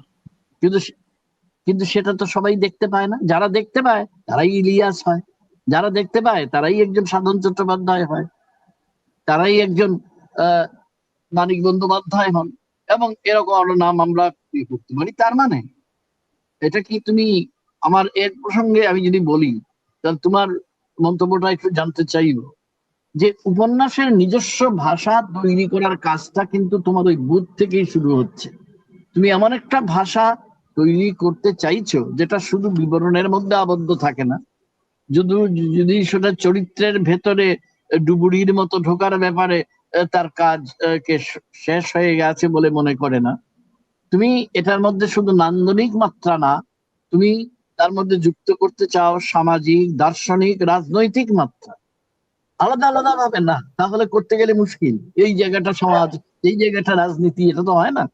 এই জায়গাটা নন্দন, এই জায়গাটা দর্শন, এমন তো নয়। একসঙ্গে করতে চাইছো তুমি, কেননা নতুন ধরনের প্রতিবেদন সেটা একই সঙ্গে বহুত্ববাদী প্রতিবেদন, এবং সেটা তোমার প্রথম দিকে তত স্পষ্ট না হলেও জল তিমির থেকে তো অতিশয় স্পষ্ট। এ বিষয়ে তুমি কি বলতে চাইবে? এবং সেইখানে একজনের মৃত্যু কিংবা এই ধরনের কোনো ঘটনা, সেটা শুধু একজনের, যেমন অন্নপূর্ণার মৃত্যু, অন্নপূর্ণার প্রসঙ্গ বারবার আসছে জল তিমিরের ক্ষেত্রে, সেটা কেবল অন্নপূর্ণার মৃত্যু না, সেটা আরো অনেক বড় কথা। আমি যদি এইরকম বলি, খুব ভুল বলছি কি? এ সম্পর্কে সাধনের একটু মন্তব্য শুনতে চাই। হ্যাঁ, ভুল তো নয়, খুব গুরুত্বপূর্ণ একটা কথা যে উপন্যাস, প্রত্যেকটা উপন্যাসের মধ্যে লেখক তার নিজস্ব ভাষা তৈরি করে দেয়। একটা ওই সাতপুরুষ.com নিয়ে প্রশ্ন উঠেছে। সাতপুরুষ.com-এ আমি একটা নতুন ভাষা তৈরি করতে চেয়েছিলাম। সে ভাষাটা কি? সময়ের ভাষা। আমি মনে করি সময় মানে ঘড়ির সময় নয়। এটা আমি প্রবন্ধ লিখেও বহুবার বলেছি যে ঘড়ির সময়টা কিন্তু এটা হচ্ছে আমাদের সামাজিক কাজকর্ম করার জন্য। সময় আসলে একদিকে যেমন চলমান, আবার সময় একদিকে খুব চলছে। এখন প্রশ্নটা হচ্ছে যে এই সময়টাকে আমি কিভাবে চিহ্নিত করব? সময়টাকে চিহ্নিত করব মানুষের ভাষা, মানুষের ভাবনা চিন্তা, মানুষের দৃষ্টিভঙ্গির ফারাক দেখে। এবং এই সাতপুরুষ.com-এ দেখা যাবে যে প্রথম যেদিন আমাদের পশ্চিমবঙ্গে, তখন পশ্চিমবঙ্গ নয়, আমার এই বঙ্গে ট্রেন চালু হয়েছিল। সেই ট্রেন চালু হয় হাওড়া থেকে চুঁচুড়া অব্দি। সেই দিন সেই ট্রেনে খুব উচ্চবিত্তরা টিকিট কাটতে পেরেছিল, এবং সেই সেই টিকিট কেটেছিলেন এক জমিদার এই বারাসতের কাছে। তিনি ঘোড়ায় চড়ে এসে হৈমবতী, ঘোড়ার নাম হৈমবতী ছিল। হ্যাঁ, এবং সে ঘোড়াটা রেখে গেল সাতপুরুষ অধস্তন তার বাড়ি আগরপাড়া, রেখে সে মানসি করে হাওড়ায় গেল, এবং সে ফিরে এসে আবার সে তার বাড়িতে আসছে। প্রশ্নটা দাঁড়াচ্ছে যে এই যে সাতপুরুষের যে ফারাক, এই যে সময়, এই সময়ের মধ্যে দেখা যাবে যে তার দৃষ্টিভঙ্গি, তার সবকিছু বদলাচ্ছে। কিন্তু একটা কথা, যে আমরা যে আজকের এই উন্নয়ন, যে কথাটা নিয়ে আজকে একটা অদ্ভুত শব্দ আমাদের তৃতীয় বিশ্বে চলছে, এটা কিন্তু আজকের নয়। এটা কিন্তু একটা সময় ওই সাতপুরুষ আগে ওই তথাকথিত ওরাও কিন্তু ওই কলোনিয়াল ভাবনা যেটা ছিল, যে তারা যেটাকে উন্নয়ন বলতো। আমি বলতে চাই যে আজ আমার দেশ স্বাধীন হয়ে গেছে, সবকিছুই হচ্ছে, কিন্তু আমাদের মধ্যে একটা পোস্ট কলোনিয়াল ভাবনাটা কিন্তু রয়ে গেছে। আমরা কিন্তু সেই উন্নয়নটাকে আজকের দিনের মতো উন্নয়নের মতো করে বলছি বটে, আসলে এটা কিন্তু একটা পোস্ট কলোনিয়াল ভাবনা। এই আমার এই প্রথমেই বলেছিলাম, তপোধীরের বইগুলো পড়তে পড়তে আমার চোখের যে দৃষ্টিভঙ্গি, এটা ঠিকই যে দেখো এখনো কিন্তু আমাদের মধ্যে একটা পোস্ট কলোনিয়াল ভাবনা খুব সূক্ষ্মভাবে বিভিন্ন জায়গায় থেকে গেছে। তাহলে পরে একটা সময়ে আমি যদি সেই শব্দ সময়ের একটা প্রান্ত আর একটা প্রান্ত রামধনুর মতো যুক্ত করে দিতে পারি, তাহলে কিন্তু আমি বুঝতে পারবো যে আমাদের চিন্তা চেতনা, তার এই ইতিহাসকে ধারণ করে কোথায় আমরা দাঁড়িয়ে আছি। আজও কিন্তু আমাদের জীবনকে একটা পোস্ট কলোনিয়াল ভাবনা কিভাবে নিয়ন্ত্রিত করছে। সাতপুরুষ.com-এর মধ্য দিয়ে আমি এটা বলার চেষ্টা করেছি, কিন্তু একটা নতুন ভাষায়। নতুন ভাষাটা কি না, অনেকে প্রশ্ন করছে যে এইটা সাতপুরুষ কিভাবে আসে। আর অত যান্ত্রিক ভাবে দেখবেন না সাহিত্যকে। সাতপুরুষ ভাবে ও পুরুষ স্পর্শে কি করে এলো, এটা কোনো কথা নয়। কথাটা হচ্ছে যে আমাদের যে চেতনা, আজকের 1854 সালে আমাদের এখানে ট্রেন চলেছিল, 53 নয়, আমি অনেক জায়গায় দিকে 1853 বোম্বেতে চলেছিল।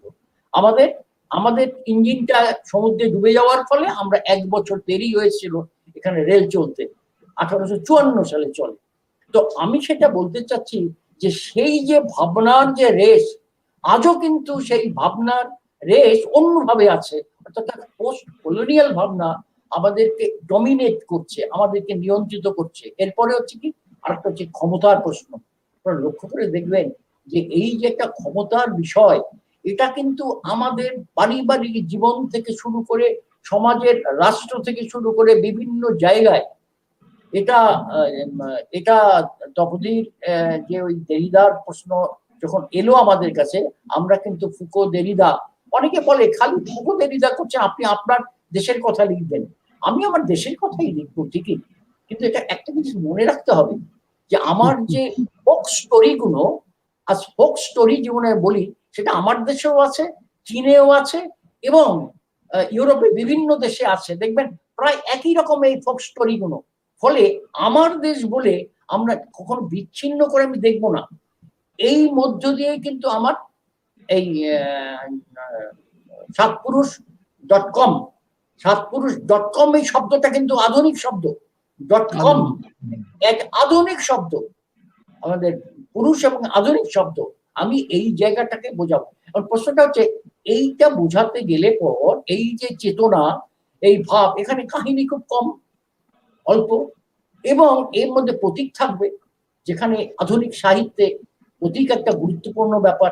আর কি ওই তপদিন যেটা বললো, এই যে বহিরঙ্গ, সে বহিরঙ্গটাকে ফাটিয়ে দিয়ে তার যে ভেতরের যে অন্তর্শ্বাস, চেতনার যে অন্তর্শ্বাস, সেটাকে তুলে ধরা, তুলে আনা, এটা আমার এই আজকের উপন্যাস চলতে চলতে, লিখতে লিখতে আমার ভেতরে ধীরে ধীরে ধীরে ধীরে এই ভাবনাটা হচ্ছে। সম্প্রতি আমি একটি উপন্যাস শেষ করেছি, তার নাম হচ্ছে 10 ইঞ্চি প্রজাপতি।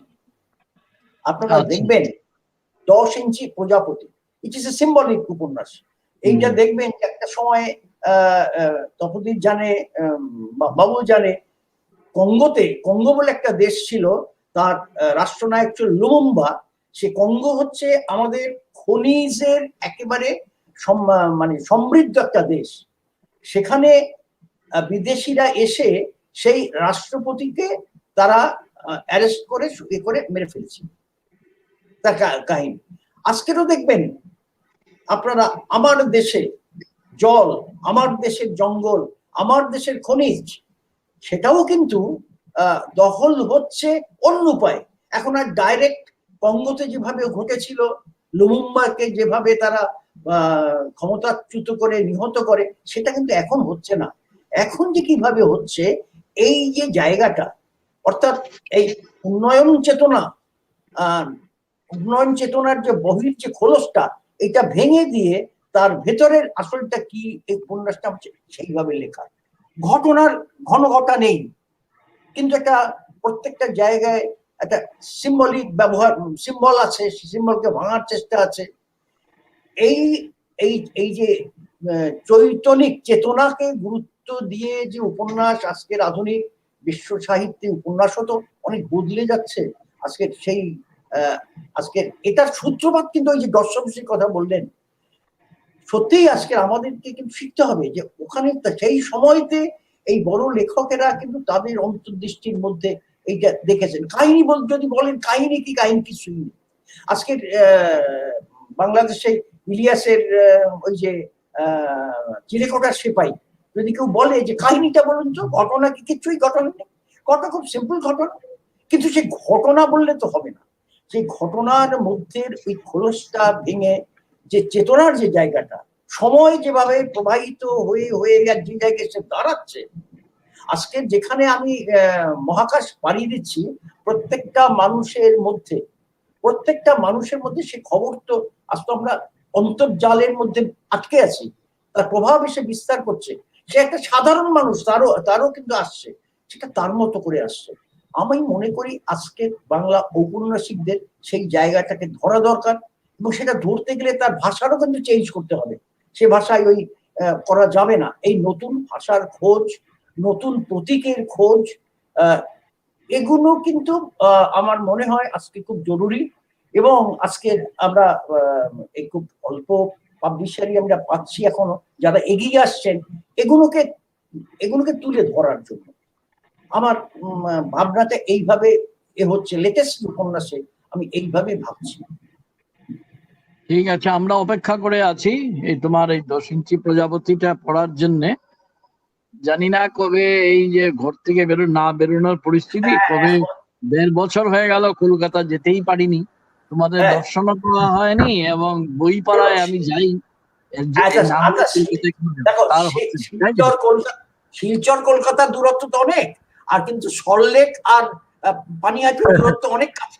আজকে সল্টলেকে থাকে, আমি থাকি, আমার সঙ্গে দীর্ঘদিন তার কোনো দেখা সাক্ষাৎ নেই, 1.5 বছর। এইরকম। আচ্ছা, একটা কথা আমার তোমার কথা শুনতে শুনতে আর কি আমার ভীষণ মনে পড়ে গেল যে এই মুহূর্তে আমি জানি যে তোমার মতন যে তোমার যত লেখক বন্ধুদের চিনি, আমাদের স্পষ্টভাবে তোমার রাজনৈতিক মাত্রা বা রাজনৈতিক স্বর বা অন্তঃস্বর প্রথম থেকে খুব স্পষ্ট। যেমন তুমি যে ওই কলোনিয়াল পোস্ট কলোনিয়াল কথা প্রসঙ্গে উত্থাপন করলে, এই ব্যাপারেও তোমার বিশেষ করে ছোট গল্পের মধ্যে এবং উপন্যাসের মধ্যে যারা দেখবার তারা ঠিকই দেখেন। আমি তো একটু আগে বলেইছি এবং তুমিও এটা সমর্থন করলে যে লেখক আসলে তার ডিপ স্ট্রাকচারে কি বলছেন সেটা বুঝতে হবে। ঠিক আমরা কথা, সম্ভবত এখনো উপন্যাস পড়া কিছুই পড়া শিখিনি। কেউ কিছু মনে করবেন না আশা করি আমার কথায়, যে এখনো পর্যন্ত কিছুদিন আগে পর্যন্ত আমরা সিনেমা দেখতে গেলে কি বলতাম, ছবি না দেখে চল একটা অমুক বই এসেছে দেখে আসি। তো আমরা ছবি বলতে বই বুঝি, এই হচ্ছে গিয়ে আমাদের, এবং এটা বলা যে কত বড় ভুল এটা আমরা খেয়ালই করি না। উপন্যাস বলতে কি কেবল কাহিনী? ওই ছেলেবেলায় নিজের ঠাকুমা বা দিদিমা কিংবা মা বা মাসি পিসি এদের কোলে শুয়ে শুয়ে যা শুনেছি সেটাকে এখনো শুনতে চাইবো? এটা 2021 সাল না? তো তোমার ওই যে রাজনৈতিক স্বরের কথা বললে যে তুমি আজকে ঠিকই, আজকে ধরো আমাদের হয়তো ভারতীয় কোনো ধনকুবের, অতি ধনকুবের, শুধু ধনকুবের না, তিনি অস্ট্রেলিয়ায় গিয়ে হাঙ্গামা তৈরি করেছেন। না আমার বলে কি হবে, আমরা জানি আজকে কৃষকদের সর্বনাশ করার পেছনে কোন দুজন অত্যন্ত সক্রিয় এবং রাষ্ট্র তাদের হাতের মুঠোয়।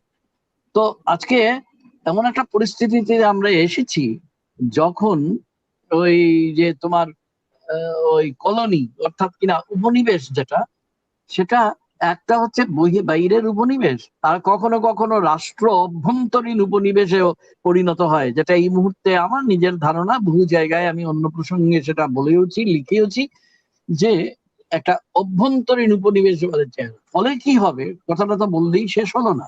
মানুষের সঙ্গে মানুষের সম্পর্ক, তার জীবনবোধ, তার নন্দনের বোধ, তার ভালো মন্দের বোধ, তার নৈতিকতা সব পাল্টে যেতে বসেছে। এই সময়ে তোমার 10 ইঞ্চি প্রজাপতিটাকে তুমি, এটাও একটা উত্তর হতে পারে, আমার নিজে না পড়েই বলছি, যে বা তোমার সাতপুরুষ.com যেহেতু ভালোভাবে পড়া আছে সেই জন্য বলছি, যে আমরা যেটাকে মনে করি যে লেখক একটা সিম্বল, তুমিও বললে প্রতীক বা রূপকের ব্যবহার করেন, আমি বলি চিহ্ন। তো সেই চিহ্ন। কোন চিহ্ন কখন প্রয়োজন হয় এটা লেখককে কিন্তু সেটা করিয়ে নেয় তার সময়ের যে দাবি সেটা। আমার ধারণা সময়ের যেটা দাবি, আজকের অভ্যন্তরীণ উপনিবেশবাদে গ্রস্ত বিশেষ করে বাঙালি সমাজ, যার না আছে ভবিষ্যৎ না অতীত, তার বর্তমানটা পর্যন্ত বেপথুমান, এরকম সময়ে আমার একটা ধারণা যে তোমার এই বইটা বেরিয়ে যাক, অনেক শুভেচ্ছা রইল ভাই, কিন্তু তারপরেও এই সমস্ত বিষয় যেহেতু তুমি এইসব নিয়ে সবসময় ভাবো, আজকে আমরা দেখতে পাচ্ছি যে মৃত্যু কত রকমের হয়, তুমি আমরা আমাদের ইতিমধ্যে দেখিয়ে নিয়েছি, নানাভাবে দেখিয়েছে। মৃত্যু তো শুধুমাত্র শারীরিক মৃত্যু না, আত্মিক মৃত্যুটাই বড় মৃত্যু, এটাও তুমি দেখিয়েছো, নানাভাবে আমাদের দেখিয়েছো। সেই জন্য ওই তোমার কথাই তোমাকে ফিরিয়ে দিয়ে বলি, তোমার কথাটা তো খুব তাড়াতাড়ি ফুরবে বলে আমার মনে হচ্ছে না। তোমার নটে গাছটিও এত তাড়াতাড়ি মুড়বে না। তুমিই তো বলেছো, তুমি তো আমাদের সাহস দিয়েছো যে পৃথিবীতে কথা ফুরোয় না, নটে গাছও মুড়োয় না। আমি এই কথাটা উত্থাপন করলাম, হয়তো তুমি ভাবছো হয়তো তোমার ছোট গল্পে আসবে, উপন্যাসে আসবে, এবং আমার ধারণা এই সবই আসলে উপন্যাস উপন্যাস যে উপন্যাস হয়ে ওঠে, অর্থাৎ নভেলনেস যেটাকে বাকতিন বলতেন, ঔপন্যাসিকতা, উপন্যাসত্ব, এটার মূল আধেয় হচ্ছে এইটি। এবং এখানে সময় সমাজ যাই বলো, বোধ, সমস্ত কিছু এখানে আছে। আচ্ছা, তুমি যখন ছোট গল্প লেখো, তুমি একজন ওস্তাদ গল্পকার, এবং এটা আমি বলবো কেন, এটা সবাই বলে। তো তুমি কি মনে করো যে এই যে সময় যখন বিন্দু বিন্দু সব মৃত্যু চারদিকে উপহার দিচ্ছে, আমি এই অতিমারির কথাটা বাদই দিচ্ছি, না হলেও আমরা কত ভাবে আত্মিক মৃত্যু, কত পক্ষাঘাতগ্রস্ত হচ্ছি, আমাদের আমাদের হতে হতে দেখছি আমাদের বিভিন্ন সত্তাকে। এই সময়ে যে ছোট গল্প, তোমার কি মনে হয় যে এই সময়ে হয়তো ছোট গল্পের মধ্যেও তোমার একটা নতুন মুড আসবে? আমি তোমার ইদানিং এর গল্প পড়িনি ভাই, সেই জন্য বললাম আর কি কথাটা। তুমি উপন্যাস নিয়ে ব্যস্ত আমি বুঝি, কিন্তু ছোট গল্প যদি লেখো, কি আসবে সে তো আমি বলতে পারবো না, কেউই বলতে পারবে না, কারণ এটা পরিসংখ্যান দিয়ে বোঝানো যায় না। কিন্তু আমার ধারণা এসব বিষয়ে তোমাকে ভাবাচ্ছে। আমি এখন আমরা পাঠক হিসেবে তোমার কাছে কি ধরনের জীবনের প্রতি প্রত্যুত্তর যোগ্যতা, আনসারেবিলিটি যেটা বলেন বাগচিন, সেটাই আমরা অপেক্ষা করে আছি। তো তুমি কি এসব নিয়ে কিছু ভাবছো, বা আপাতত নয়, আপাতত উপন্যাসের মধ্য দিয়েই তুমি তোমার নিজের সব কথা আমাদের কাছে পৌঁছাবে, এইরকম ভাবছো? কথা হচ্ছে যে আমি উপন্যাস লিখি বা উপন্যাস নিয়ে ভাবি, তা ঠিকই, কিন্তু যেহেতু প্রায় 700 ছোট গল্প লিখতে লিখতে একটা ছোট গল্প লেখাটা আমার একটা স্বভাবজ ব্যাপার হয়ে গেছে। মানে কিন্তু বড় কথা যেটা হচ্ছে, এই যে যে কথাটা বলে, খুব গুরুত্বপূর্ণ কথা, সেটা হচ্ছে এই যে এই যে মৃত্যু চারপাশে দেখি, এই মৃত্যুটা তো হচ্ছে বাহ্যিক চোখে দেখছি, কিন্তু এই প্রতি মুহূর্তে যে আত্মিক মৃত্যু হচ্ছে, আত্মিক চেতনার মৃত্যু হচ্ছে নানাভাবে। অর্থাৎ ছোট গল্প কিন্তু আসলে হচ্ছে একটা উড়ান, একটা উড়ান চাই। অর্থাৎ গল্প যখন শেষ হবে, সেইখান থেকে একটা উড়ান, এমন উড়ান দেবে যেটা আর পার্টিকুলার একটা বিশেষ কাহিনী বা বিশেষ চরিত্র নিয়ে তৈরি হলেও সত্যটা একটা বড় সত্যে পরিণত হয়। এটা হচ্ছে ছোট গল্প। আমি বরাবর এটা বিশ্বাস করি যে গল্পটা হবে, যখন শেষ হবে সেখান থেকেই গল্পটা শুরু হওয়া উচিত। অর্থাৎ সে একটা বড় জায়গায় তাকে একটা আপলিফ্ট করাবে, যেটা বড় সত্যের সন্ধান সে দেবে। আজকের দিনেও তাই হচ্ছে যে প্রতি মুহূর্তে ছোট গল্পের তৈরি, তার কারণ সমস্ত সমাজটা একটা ক্ষমতার পিছনে দৌড়চ্ছে, একটা মিথ্যার পেছনে দৌড়চ্ছে, সব জায়গায় কোথাও যেন যেন এ আমির আবরণ নিয়ে সে চলছে। আর ছোট গল্পকারের তো প্রথম কাজ হচ্ছে সেটাকে খুলে দেওয়া। সুতরাং ছোট গল্প কিন্তু প্রতি মুহূর্তেই তার বীজ তৈরি হচ্ছে, এবং এই ছোট গল্পের বীজ ছড়িয়ে আছে বিভিন্ন জায়গায়। কিছু কিছু গল্প আমি লিখছি, কিন্তু সেটা হচ্ছে ওই, আমি মনে করি না যে ছোট গল্পের মধ্যে ওই সময়ের গণ্ডির মধ্যে ছোট গল্প আটকে থাকুক।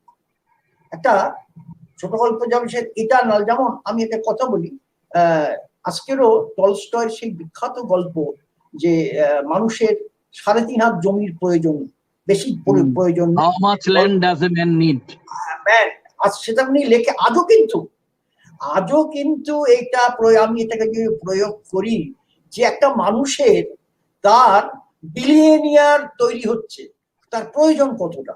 আজকেরও আমার ভারতবর্ষে যেখানে এই সাধারণ মানুষ তাদের দারিদ্র স্তর, সেখানেও কিন্তু পৃথিবীর যদি 20টা বড়লোক বিলিয়নিয়ার যদি করি, আমাদের ভারতবর্ষের মধ্যে কিন্তু পড়ে যাচ্ছে।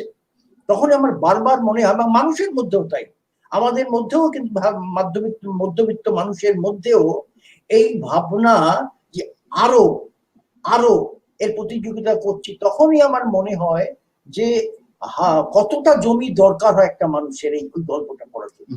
তার মানে গল্প চিরস্থায়ী হয় যখন সে একটা উড়াল দিতে পারে, একটা সাধারণ সত্যের সন্ধান সে দিতে পারে। প্রতি মুহূর্তে কিন্তু এটা ঘটছে, প্রতি মুহূর্তে একটা ক্রাইসিস তৈরি হচ্ছে, একটা ক্রাইসিস থেকে আরেকটা ক্রাইসিস তৈরি করছে, একটা ক্রাইসিস থেকে আরেকটা ক্রাইসিস তৈরি হচ্ছে। এবং গল্পকার যদি, আমি মনে করি, যদি তার প্রধান কর্তব্য যে ক্রাইসিস গুলো যদি ধরতে পারে, দেখা যাবে সেই ক্রাইসিসের মধ্য থেকেই কিন্তু সে একটা বৃহত্তর জায়গায়, বৃহত্তর সত্যে তাকে ঠেলে দিতে পারে।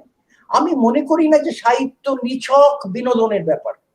যেমন আজকের কখনোই নয়, এটা কখনোই নয়। আজকে একটা শব্দ তৈরি হয়েছে যে ওটা এন্টারটেইনমেন্ট ইন্ডাস্ট্রি, এবং সেই এন্টারটেইনমেন্ট শব্দটা তারা বিভিন্ন ভাবে আমাদের জীবনে দেওয়ার চেষ্টা করে। আমি মনে করি কেউ বলতে পারে কেন তাহলে আমার পড়তে ভালো লাগবে না। ওই যে রামকৃষ্ণ বলেছিল না, দেখ আহ্লাদ না হলে কিন্তু সৃষ্টি হয় না। এই আহ্লাদ লাদ এইটাকে আমি বলি হ্যাঁ আমার চাই, এই লাভটাকে আমি খুঁজবো। তার মানে এই নয়, এই লাভটা কিন্তু কখনোই এন্টারটেইনমেন্ট নয়, ওটা বোঝালে হবে না আমাদেরকে। এটা বোঝানোর চেষ্টা চলছে যে এন্টারটেইনমেন্ট আর লাভ, বিনোদন এবং লাভ এক জিনিস নয়। আমার মনে হয় সাহিত্যের মধ্যেও এটা দরকার। আর একটা প্রশ্ন এখানে আমি বলি যে শিক্ষা ব্যবস্থার কথা তুমি একটা রেফারেন্স দিয়েছিলে, আমার একটা উপন্যাস আছে, সেটা হচ্ছে তেঁতুল পাতায় ঝোল। তেঁতুল পাতায় তো তেঁতুল পাতার ঝোল আর ধরিত্রী বলে, আমার মনে হচ্ছে এর কিন্তু মূল জায়গা তোমার মনে থাকতে পারে যে 70-এর পর থেকেই কিন্তু আমাদের বাসস্থান পরিবর্তন এবং আমাদের শিক্ষার পরিবর্তন শুরু হয়েছিল। তখনও আমরা ধরতে পারিনি যে এই শিক্ষার পরিবর্তনের মূল কোন জায়গায় গিয়ে পৌঁছবে।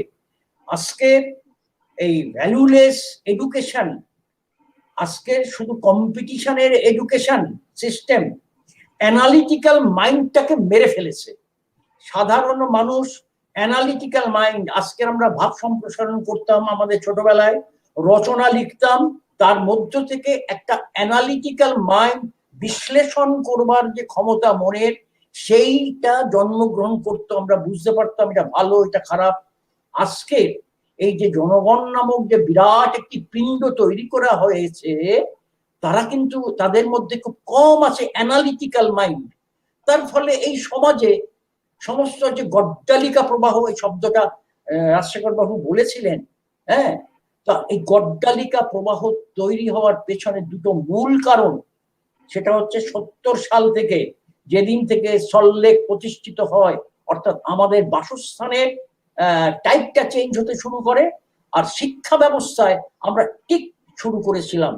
আমার মনে হয় খুব সম্ভব 76-এ এই নতুন শিক্ষা ব্যবস্থাটা এসেছিল, যে যেখানে কোনো রকম অ্যানালিটিক্যাল ব্যাপার থাকবে না, শুধু টিক দেওয়া হবে, শুধু একটা প্রশ্নের অ্যান্সার দেওয়া হবে, যেখানে রচনা থাকবে না, যেখানে ভাব সম্প্রসারণ থাকবে না। যদি না থাকে তাহলে মানুষের সমাজ ব্যাখ্যা করার, কোনো পরিস্থিতিকে বিশ্লেষণ করবার ক্ষমতাটা কোত্থেকে আসবে? ওইখানে গন্ডগোল। আজকে তার ফল, আজ সেই বিষবৃক্ষটির ফল বলতে শুরু করেছে। আজকের সমাজের নান্দনিক বোধ, সূক্ষ্ম বোধ, চেতনা বলতে আমরা যেটা বুঝি, এটা কেউ এটাকে ব্যাখ্যা করে যে জেনারেশন গ্যাপ। আমি একমত নই। জেনারেশন গ্যাপ বলার মানে হচ্ছে এটাকে সমর্থন করা। আমি মনে করি যে শিক্ষা এবং এই যে পরিবর্তনের ফলে আমাদের অ্যানালিটিক্যাল মানুষের মধ্যে একটা বিশ্লেষণী মন থাকে, এই বিশ্লেষণী মনটাকে মেরে ফেলা হয়েছে। মেরে ফেলে যা হয়, সেখানে না মারলে পর কিন্তু এই ভোগ সর্বস্বতা আসে না। এখন কিন্তু ভোগ সর্বস্বতা এসছে, কারণ আমি যদি অ্যানালিসিস করতে পারি কি লাভ, কেন আমি দৌড়চ্ছি এর পেছনে, এই মাইন্ডটাকে যদি আমি ধ্বংস না করে দিতে পারি, তাহলে কিন্তু ভোগ সর্বস্বতা আসে না। সেটাই আমার মনে হয় যে তারই ভিকটিম আমরা হয়েছি। যথার্থ বলেছ। মগজ ধুলাইয়ের এমন সর্বগ্রাসী আয়োজন গত 7 বছরে আমরা যা দেখেছি, এটা সেটা 7 বছরে আমরা অনেক দেখেছি। বিশেষ করে গত 2 বছর প্রায় হয়ে গেল, চরম পর্যায়ে পৌঁছেছে মিথ্যাচার, বিদূষণ, মানুষের অন্দর মহলে এসে সন্ত্রাস চালাচ্ছে। রাষ্ট্র এখন সন্ত্রাসের ভূমিকায়। আমার মনে হয় এখন যারা আমাদের বাংলা সাহিত্যে উপন্যাস লেখেন, ছোট গল্প লেখেন, প্রবন্ধ লেখেন, তাদের এখন এইসব বিষয়ে খুব গভীরে গিয়ে ভাবতে হবে, না হলে আগামী প্রজন্ম আমাদের ক্ষমা করবে না। আমার মনে হয় যে একজন সংবেদনশীল লেখক হিসেবে সাধন চট্টোপাধ্যায় নিশ্চয়ই এসব বিষয় নিয়ে অবহিত তিনি আছেন, চিরদিনই ছিলেন, এবং তার ছোট গল্পে এবং তার উপন্যাসে আমাদের তো প্রত্যাশার শেষ নেই। তাই পাঠক হিসেবে তাই আমরা এই তার বিচ্ছুরণ দেখার জন্য আগামী দিনগুলোতেও তৈরি থাকবো। কথা হচ্ছে যে সাধনের কথা যদি চলতেই থাকে, যেমন সে বলেছে কথা চলতেই থাকবে, তো তারই কথা, আমার কথা নয়। সেটা আমরা দুবার ইতিমধ্যে পড়ে শোনালামও। কিন্তু তাহলে আমাদের তবু আমাদের তৃপ্তি হতো না, কারণ অত্যন্ত গুরুত্বপূর্ণ কথা আজকে আলোচনা হল। কারণ অমুক লেখাটা ভালো, তমুক লেখাটা তত ভালো নয়, এইসব কথার কোনো মানে হয় না, এসব কথার কোনো মানে হয় না। এবং আমি কেউ যদি কিছু মনেও করেন, আমি নাচার হয়ে বলবো, এইসব কথার মধ্যে এক ধরনের ফাঁকিবাজি আছে, আত্মপ্রতারণা আছে। সাহিত্য বলতে আমরা কি বুঝি সেই ধারণা নিয়ে যদি কেউ বক্তৃতা দিতে বলে, আমিও ঘন্টা দুই এক বলে দিতে পারি। কিন্তু আজকে রবীন্দ্রনাথ পেরিয়ে, জীবনানন্দ পেরিয়ে, শঙ্খ ঘোষ পেরিয়ে, তার নাম অবশ্যই বলা উচিত, আমরা এমন একটা জায়গায় এখন পৌঁছেছি, আমরা এখন একটা পোস্ট ট্রুথ, উত্তর সত্য বলি আমরা, এবং একটা প্রতিসত্য, কাউন্টার ট্রুথ এর পর্যায়ে এসে গেছি। এই ব্যাপারে যদি আমরা সচেতন না হই, নিশ্চিতই আমরা সচেতন, আমরা শুধু দেখতে চাইবো সাধন চট্টোপাধ্যায়ের মতন একজন সংবেদনশীল কথাকারের কাছে, যে তিনি কিভাবে এটা দেখছেন এবং আমাদেরও দেখাচ্ছেন। তিনি নিজে তো দেখছেন না, শুধু আমাদেরও দেখাচ্ছেন, এবং এইটাই আমরা তার কাছে সবসময় দাবি রাখি। তো এই সময়ে আমরা এমন একটা জায়গায় এসে পৌঁছলাম, যখন আমার কেন জানি না কবি রণজিৎ দাস অনেকদিন আগে একটা কবিতা লিখেছিল, আমার মনে পড়ে যাচ্ছে, সত্যকেই তা আমরা জানি না, কিন্তু মিথ্যাকে জানি নির্ভুল, আপন অস্তিত্বের প্রত্যঙ্গের মতো। আমরা তখন সেটা এক অর্থ ছিল, আর আজকে উঠতে মিথ্যা, বসতে মিথ্যা, খেতে মিথ্যা, শুতে মিথ্যা, সর্বত্র মিথ্যা। এইসব মিথ্যার মধ্যে একমাত্র প্রতিহারী কারা হতে পারেন? হতে পারেন সাধন চট্টোপাধ্যায়ের মতন যুযুধান এবং সব্যসাচী কথাকার, এরকম আমি মনে করি। তো আমার মনে হচ্ছিল, আমি তো কিছুক্ষণ কিছু কথা বলবো, কথা কিন্তু শেষ হয়নি, পরে আবার কখনো সাধনকে পাকড়াও করা যাবে। কিন্তু রাজীব, তোমার কি কিছু বলার আছে, একটু বলতে পারো? আমি একটু বামবাবুর ব্যাপারটা বলি, তাহলে এই সমস্যাটা বামবাবুকে আমি বলি, যে প্রশ্নটা দাঁড়াচ্ছে যে এই যে কথা আমরা আলোচিত করলাম, সাহিত্য নিয়ে করলাম, কিন্তু একটা প্রশ্ন হচ্ছে যে বাঙালি পাঠক, উপন্যাস পাঠক যারা, তারা তারা তারা এখন বামবাবু বা প্রকাশক তো বলবে যে দেখুন এগুলো বুঝলাম, কিন্তু আমার বইটা তো বিক্রি হতে হবে, এই বইটা আমি ছাপলাম, আমার বই বিক্রি হচ্ছে না। তার মানে সেখানে প্রশ্নটা হচ্ছে যে তাহলে এটা একটা দায়িত্বও থাকে, পাঠক তৈরি করারও কিন্তু একটা সময় এসে গেছে, যে সেখানে যারা শিক্ষকতা করছেন বা যারা সাংবাদিকতা করছেন বা যারা তাদেরও কিন্তু একটা দায়িত্ব থাকবে, এই নতুন চেতনার পাঠক, নতুন প্রজন্মের একটা পাঠক কিভাবে তৈরি হয়। কেন এটা তো সত্যি একটা প্রকাশনা, সে টাকা দিয়ে বারবার বই করবে, বিক্রি হবে না, একটা জায়গায় সুপাকৃত হয়ে থাকবে, এটাও তো কোনো কথা নয়। সুতরাং আমার মনে হয় এর সঙ্গে সঙ্গে একটা নতুন পাঠক তৈরি করা একটা প্রয়োজনও কিন্তু অনুভূত হচ্ছে। সেখানে একাডেমিক যে জগৎটা আছে, সেই একাডেমিক জগতের সঙ্গে আমাদের এই সৃষ্টির জগতের একটা কোথায় যেন একটা মিলনের প্রয়োজন আছে, এটা আমার মনে হয়। সেটা বামবাবু বলতে পারবেন, যে তিনি প্রকাশক হিসেবে তিনি এই ধরনের নতুন ভাবনা চিন্তার বইকে তিনি কিভাবে আবাহন করেন।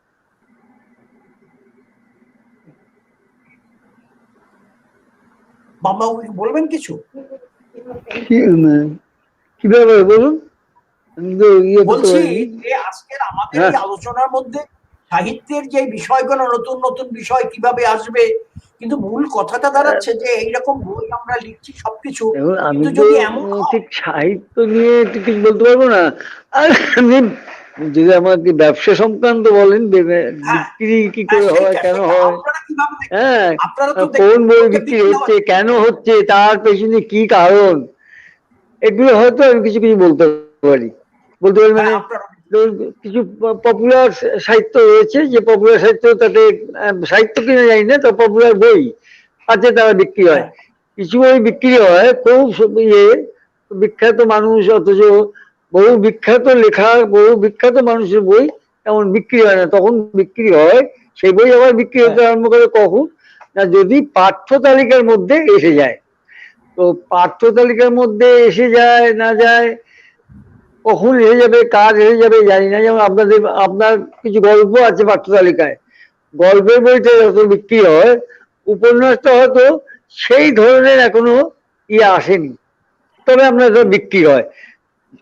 আপনাদের যে এই মানে ধরুন মানে প্রফুল্ল বাবু বা এই বাবু যে পড়ে ইয়েতে আপনাদের, আপনার তাদের মধ্যে যত যারা যারা আছেন, আপনি তাদের মধ্যে বয়োজ্যেষ্ঠ, যদিও বোধ হয়, আমি জানি না অমর আপনি বয়োজ্যেষ্ঠ কিনা। হ্যাঁ, আমি তো এদের মধ্যে আপনার একটা আলাদা পাঠক তৈরি আছে, যে বই আপনার একটা বেরোলেই একটা মিনিমাম সংখ্যক পাঠক চট করে নেয়। তারপরে ধরুন বই বিক্রি আস্তে আস্তে হয়, বই বিক্রি না হয় না, সব বই বিক্রি, কোনো আমি তো দেখিনি যে কোনো উপন্যাস বা গল্প মানে কাটে না বা উড়ে কাটে বলে বসে, তা নয়, সব বই বিক্রি হয়, তবে ধীরে সুস্থে। তাহলে হয়তো বই মানে বলে না মানে চানাচুরের মতন বিক্রি হয়ে গেল, সবার বই তো চানাচুরের মতন বিক্রি হয় না। আমার ধারণা যে বইগুলো সত্যিকারের বই হয়, সেগুলো খুব ধীরে সুস্থে এবং বরাবর বিক্রি হয়। আর কিছু বই আছে চানাচুরের মতন, হুল করে 10-20 হাজার বিক্রি হয়ে গেল, তারপর আর তার নাম গন্ধ থাকে না। হ্যাঁ, এবং আপনারা বোধহয় দেখেছেন, বহু লেখক দেখেছেন যাদের বই গাড়ি গাড়ি বিক্রি হয়ে গেছে, আমরাও দেখেছি। আমি যখন হকারি করেছি তখন ডেলি অন্তত 50 খানা 60 খানা করে বই কিনে নিয়ে সব বিক্রি করেছি। আজকে কিন্তু সেই লেখকের কোনো নাম নেই। সেই লেখক মানে আমি দেখেছি যে তিনি এমনি সাদা সাদা লুঙ্গি মার্কা পরে আসতেন, তারপরে গেরুয়া পরে আসতেন, তারপরে সিল্কে পরে আসতেন, আমি তাকে দেখেছি। আজকে কিন্তু তার কোনো পাত্তাই নেই, কেউ তার বই ছাপে না। এখনো কিন্তু খুঁজে খুঁজে 5 কোটি দিয়ে বই ছাপা হয়। কিন্তু এই সদ্য ধরুন আমাদের আমলি, তো আমরা এসছি 57-এ, 56-এ 57-এ কলেজ স্ট্রিটে এসেছি। তার মধ্যে আমি বহু লেখককে দেখলাম, নতুন এলো, কেউ ইয়ে নিয়ে এসেছে, আমাদের লৌহ কপাট, আমাদের কি বলে ওই জরাসন্ধের লেখা লৌহ কপাট, কি বিক্রি হয়েছে, কি বিক্রি হয়েছে, কি বিক্রি হয়েছে আপনি ভাবতেই পারবেন না। যা বেরোয় তাই মুড়িমুড়কির মতো বিক্রি হয়। কিন্তু আজকে এই মুহূর্তে দাঁড়িয়ে সত্যিনারায়ণ ভাদুড়ী কোনোদিনই সেই ধরনের বিক্রি হয়নি, কিন্তু সত্যিনারায়ণ ভাদুড়ী আজও আপনার মানে আমরা খুঁজে পেতে ছাপি, কিন্তু ওকে বললে আর ছাপবো না। আমার যদি বলে ওই মানে সন্ন্যাসী বইটা ছাপতে, আমি হয়তো একটুখানি ইয়ে হব।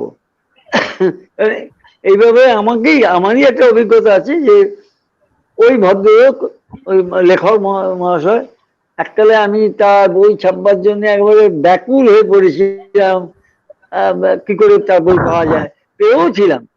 কিন্তু ঠিক সময় দেওয়ার সময় তিনি আমায় বললেন যে না, তোমায় বই দেওয়া যাবে না। এটা একজনকে আর একটা প্রকাশককে দিলেন।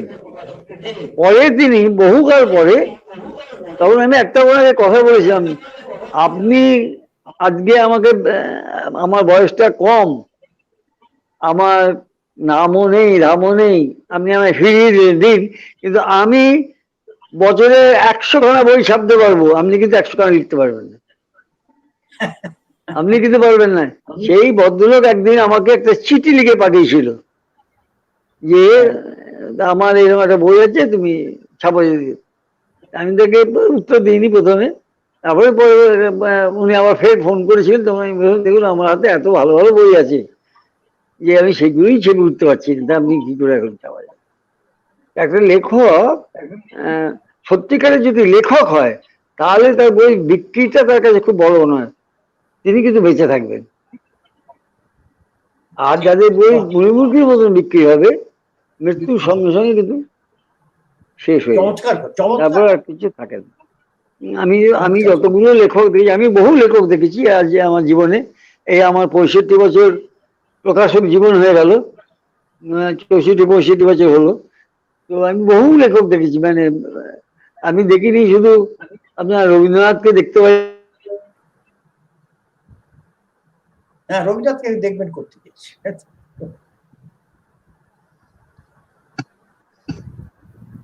অজয়, আর কিছু আছে প্রশ্ন করতে পারো হ্যাঁ সাধনকে? এখানে, হ্যাঁ বলছি, কিন্তু এই মহাবাবুর নেটওয়ার্কটা বোধহয় স্টিল হয়ে গেছে। না, আমি এই প্রসঙ্গে তপোদীর কি জানাই যে সতীনাথ ভাদুরীর এই সতীনাথ ভাদুরীর ঘোড়াই চরিত মানুষ প্রথম বেরিয়েছিল ওই প্রকাশ ভবন থেকে। হ্যাঁ, তো প্রকাশ ভবনের মালিক আমায় নিজে বলেছেন যে প্রথম বছর কত বিক্রি হয়েছিল, বলে 50 কপি বিক্রি হয়েছিল সারা বছরে। ঘোড়াই চরিত মানুষ 50 কপি বিক্রি হয়েছিল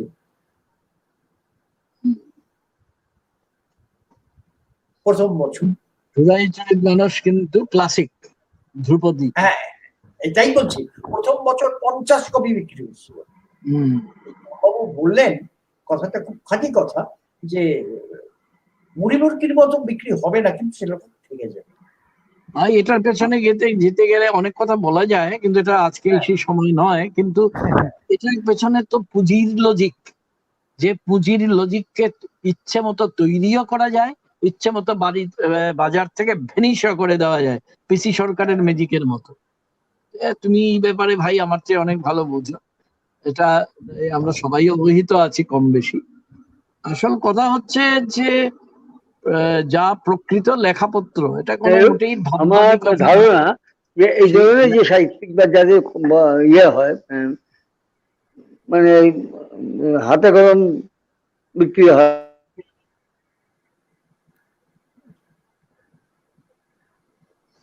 বাবুর নেটওয়ার্কটা, হ্যাঁ নেটওয়ার্কটা সমস্যা করছে।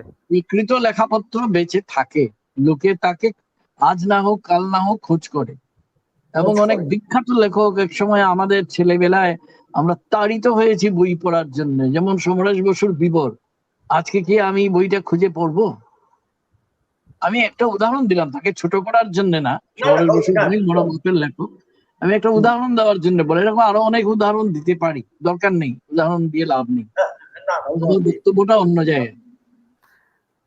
সুতরাং সাধন চট্টোপাধ্যায়কে নিয়ে আমরা কথা বলছি, আমরা বরং আরেকটা জলতিমির, আরেকটা সাতপুরুষ.com চাইবো। এর মানে এই না যে হুবহু সেটাই চাইবো। আমার কথার অর্থ তো আমি একটু আগে আমরা আলোচনা করছিলাম, এক লেখা থেকে অন্য লেখার দিকে যাবেনি সাধন চট্টোপাধ্যায়। অবশ্যই জলতিমির, জলতিমির উপন্যাস নিয়ে আলোচনা হলো আমাদের, বিন্দু থেকে বৃত্তে ইত্যাদি। তো এর সঙ্গে বোধহয় আরেকটা উপন্যাস ছিল, এই যে আপনি নামকরণের কথা বললেন বারবার, সাধনবাবুর লেখার সত্যি নামকরণগুলো একটু অন্য ধরনের, নামকরণের অবশ্যই একটা তাৎপর্য আছে। এবং আরেকটা জিনিস যেটা আমার খুবই মনে হয় সেটা হচ্ছে যে যদিও উপন্যাসের এর সাথে আকারগত দিকের সাথে উপন্যাসের তত্ত্ব বা তাৎপর্যের সাথে হয়তো কোনো সম্পর্ক নেই, সেক্ষেত্রে বিন্দু থেকে বৃত্তে খুবই ছোট্ট একটা উপন্যাস, কিন্তু তার যে গভীরতা, ভাব গভীরতা, সেটা কিন্তু একটা অন্য পর্যায়ে। ঠিক এরকম আর একটি উপন্যাস আছে, শেষ রাতের শেয়াল। তো শেষ রাতের শেয়াল যখন আমি গুলমলতার ইলেকট্রন, হ্যাঁ এগুলো নিয়ে আমার লেখা আছে, সাধনের বোধহয় জানা আছে। হ্যাঁ, শেষ রাতের ইলেকট্রন ইত্যাদি নিয়ে আমি লিখেছি। হ্যাঁ, শেষ রাতের শেয়াল, যেটাতে আমরা এক জায়গায় দেখছি যে সোনাই নদী বা নদীর যে খোঁজ চলছে, সেই খোঁজ করতে এখানে একটা লাইন আছে, নদী তোমায় খেয়েছে বেশ তাঁত বুনে খাচ্ছিলে, এড়ে বাছুর কিনে মরো এবার। হ্যাঁ, তো এই উপন্যাসে যে নদীকে খোঁজ করা হচ্ছে, কিন্তু শেষ রাতে শেয়াল, এই মানে আমার একটা কৌতূহল যে শেষ রাতে শেয়াল কেন, যে উপন্যাসের নামকরণ এরকম অনেকগুলো উপন্যাসের, সব উপন্যাসের ক্ষেত্রে নামকরণের একটা গভীর তাৎপর্য আছে জানি, কিন্তু আমরা জলতিমির হলো, তেঁতুল পাতায় ঝোল বা সাতপুরুষ.com, এটা আমার ব্যক্তিগত কৌতূহল থেকে যে শেষ রাতে শেয়াল কেন আর কি।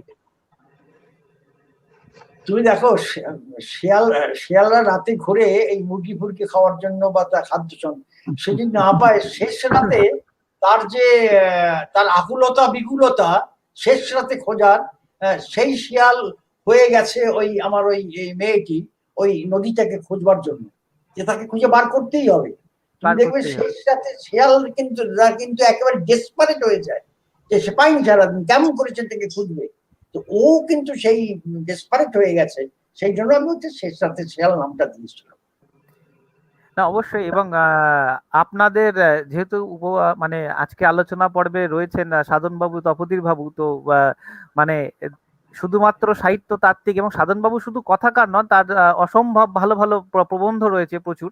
হ্যাঁ, হ্যাঁ, তো প্রাবন্ধিক, ভালো প্রাবন্ধিক। হ্যাঁ, সব তো কথা শুধুমাত্র একদিনে বলা যায় না, এই যে না বললাম না না, তো একদমই চলতেই থাকে।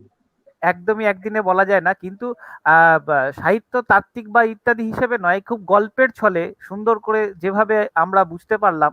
এবং আরেকটা জিনিস যেটা আমার মনে হয়, তো আমি একজন পাঠক হিসেবে বলছি যে যে এই যে আপনি পাঠক হওয়ার বা পাঠক তৈরি করার কথা বললেন, যে সাধনবাবুর উপন্যাস কিন্তু আমার ব্যক্তিগত ধারণায়, যে আমি কোথাও বেড়াতে যাচ্ছি, ট্রেনের জানলার ধারে বসে আছি বা বাসের জানলার ধারে বসে আছি, সেখানে বসে বসে পড়ার উপন্যাস নয়, এবং সেটাকে কিন্তু খুব যত্ন সহকারে, খুব খুঁটিয়ে খুঁটিয়ে কিন্তু মনোযোগ সহকারে কিন্তু পড়তে হবে।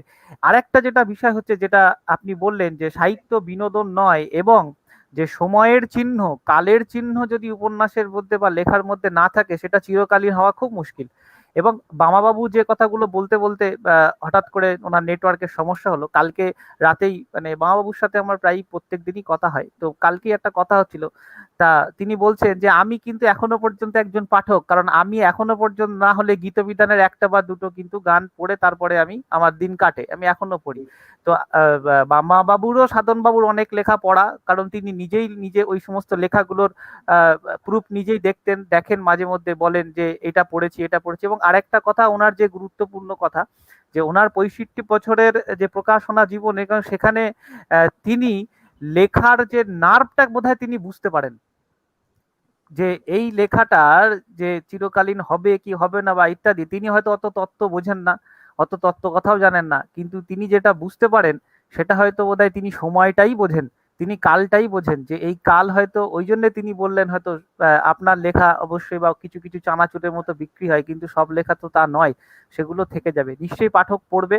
এবার তপোদীপ বাবু, যদি আপনারও কিছু বলার থাকে।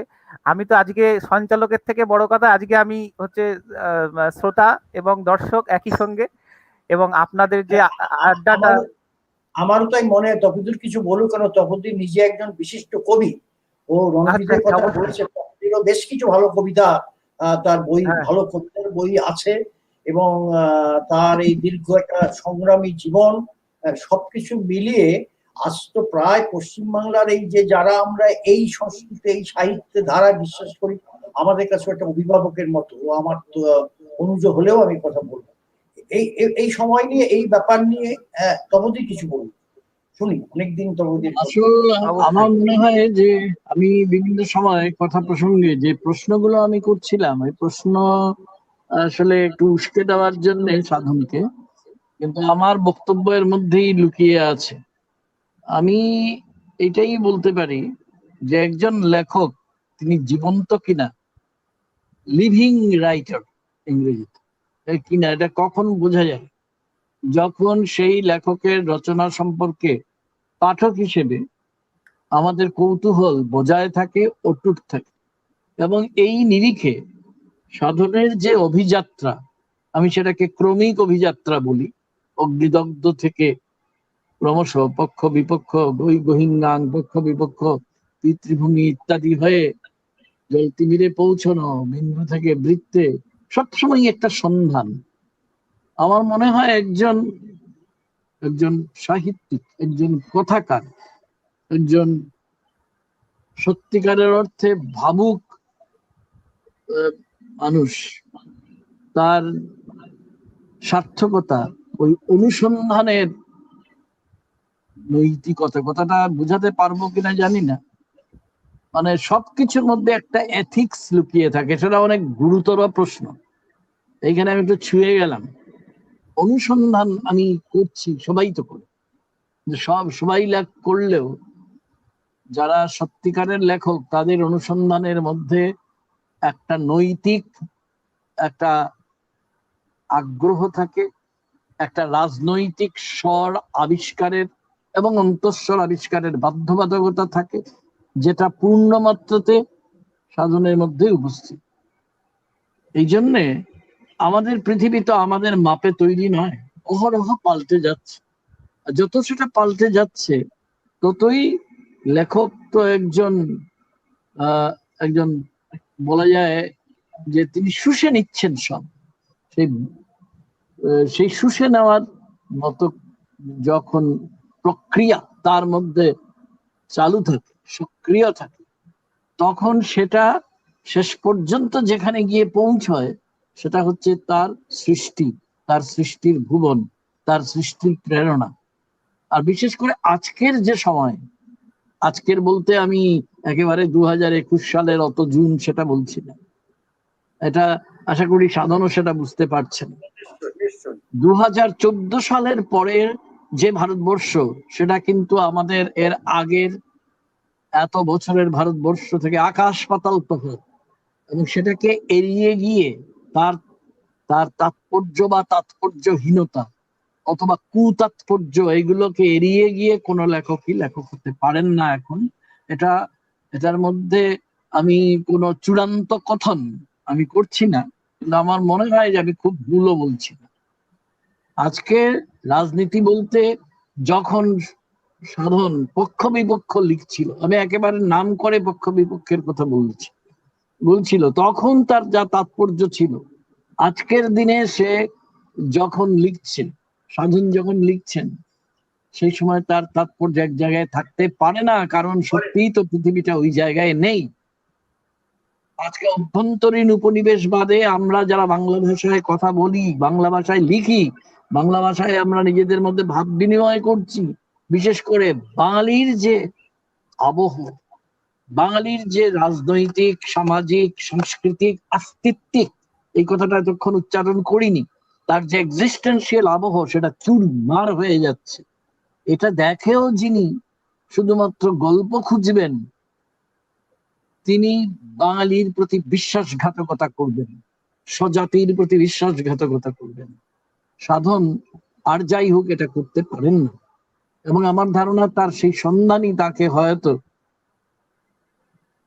কেন নিশ্চয়ই, বিশেষ করে আমি ওইভাবে তারিখ দিয়ে বলা মুশকিল, কিন্তু 21 শতকের প্রথম 3-4 বছর যাওয়ার পরেই সাধন যা লিখছেন, আমরা যদি একটু মনোযোগ দিয়ে পড়ি, আবারও বলছি, যদি পড়তে শিখি, শুধু একটানা পড়ে গেলেই তাকে পড়া বলা হয় না। আমরা আজ দুঃখের বিষয় বারবার বলা সত্ত্বেও এটা আমরা কেউ যেটা এটা নিয়ে ভাবি, এটা বুঝাতে পারিনি, আমাদেরই দুর্ভাগ্য বা আমাদের ব্যর্থতা। কিন্তু সাধন সেটা বুঝতে পেরেছেন, এবং এটাই সাধনকে, আমি আবার বলছি, এটাই সাধনের স্বাতন্ত্র্যের অভিজ্ঞান। যে পার্থক্য প্রতীতির কথা আমরা দেরিদার সূত্রে জেনেছি, যে একজন আরেকজন থেকে, একজন লেখক, একজন স্রষ্টা, আরেকজন লেখক বা স্রষ্টার থেকে, শিল্পীর থেকে, শিল্প সংবিদের নিরিখে কোথায় আলাদা? আলাদা হচ্ছে ওই জায়গায় তিনি কতটা স্বতন্ত্র। আমি এইটা বলছি না যে তার ভাষা কতটা স্বতন্ত্র, তার এন্ড প্রোডাক্ট হিসেবে যে উপন্যাসের পাঠকৃতি বা টেক্সট, ছোট গল্পের পাঠকৃতি আছে, সেটা কতটা স্বতন্ত্র তা না। তার বিশ্ববিখ্যাত জীবনকে দেখার ধরন এবং সেই ধরনকে আমাদের কাছে পৌঁছে দেওয়ার ক্ষমতা, কমিউনিকেবিলিটি, সংযোগ সামর্থ্য, সেটাই সবচেয়ে বড়। এবং এই সংযোগ সামর্থ্যের জোরই সাধন চট্টোপাধ্যায়কে বিশিষ্ট করেছে।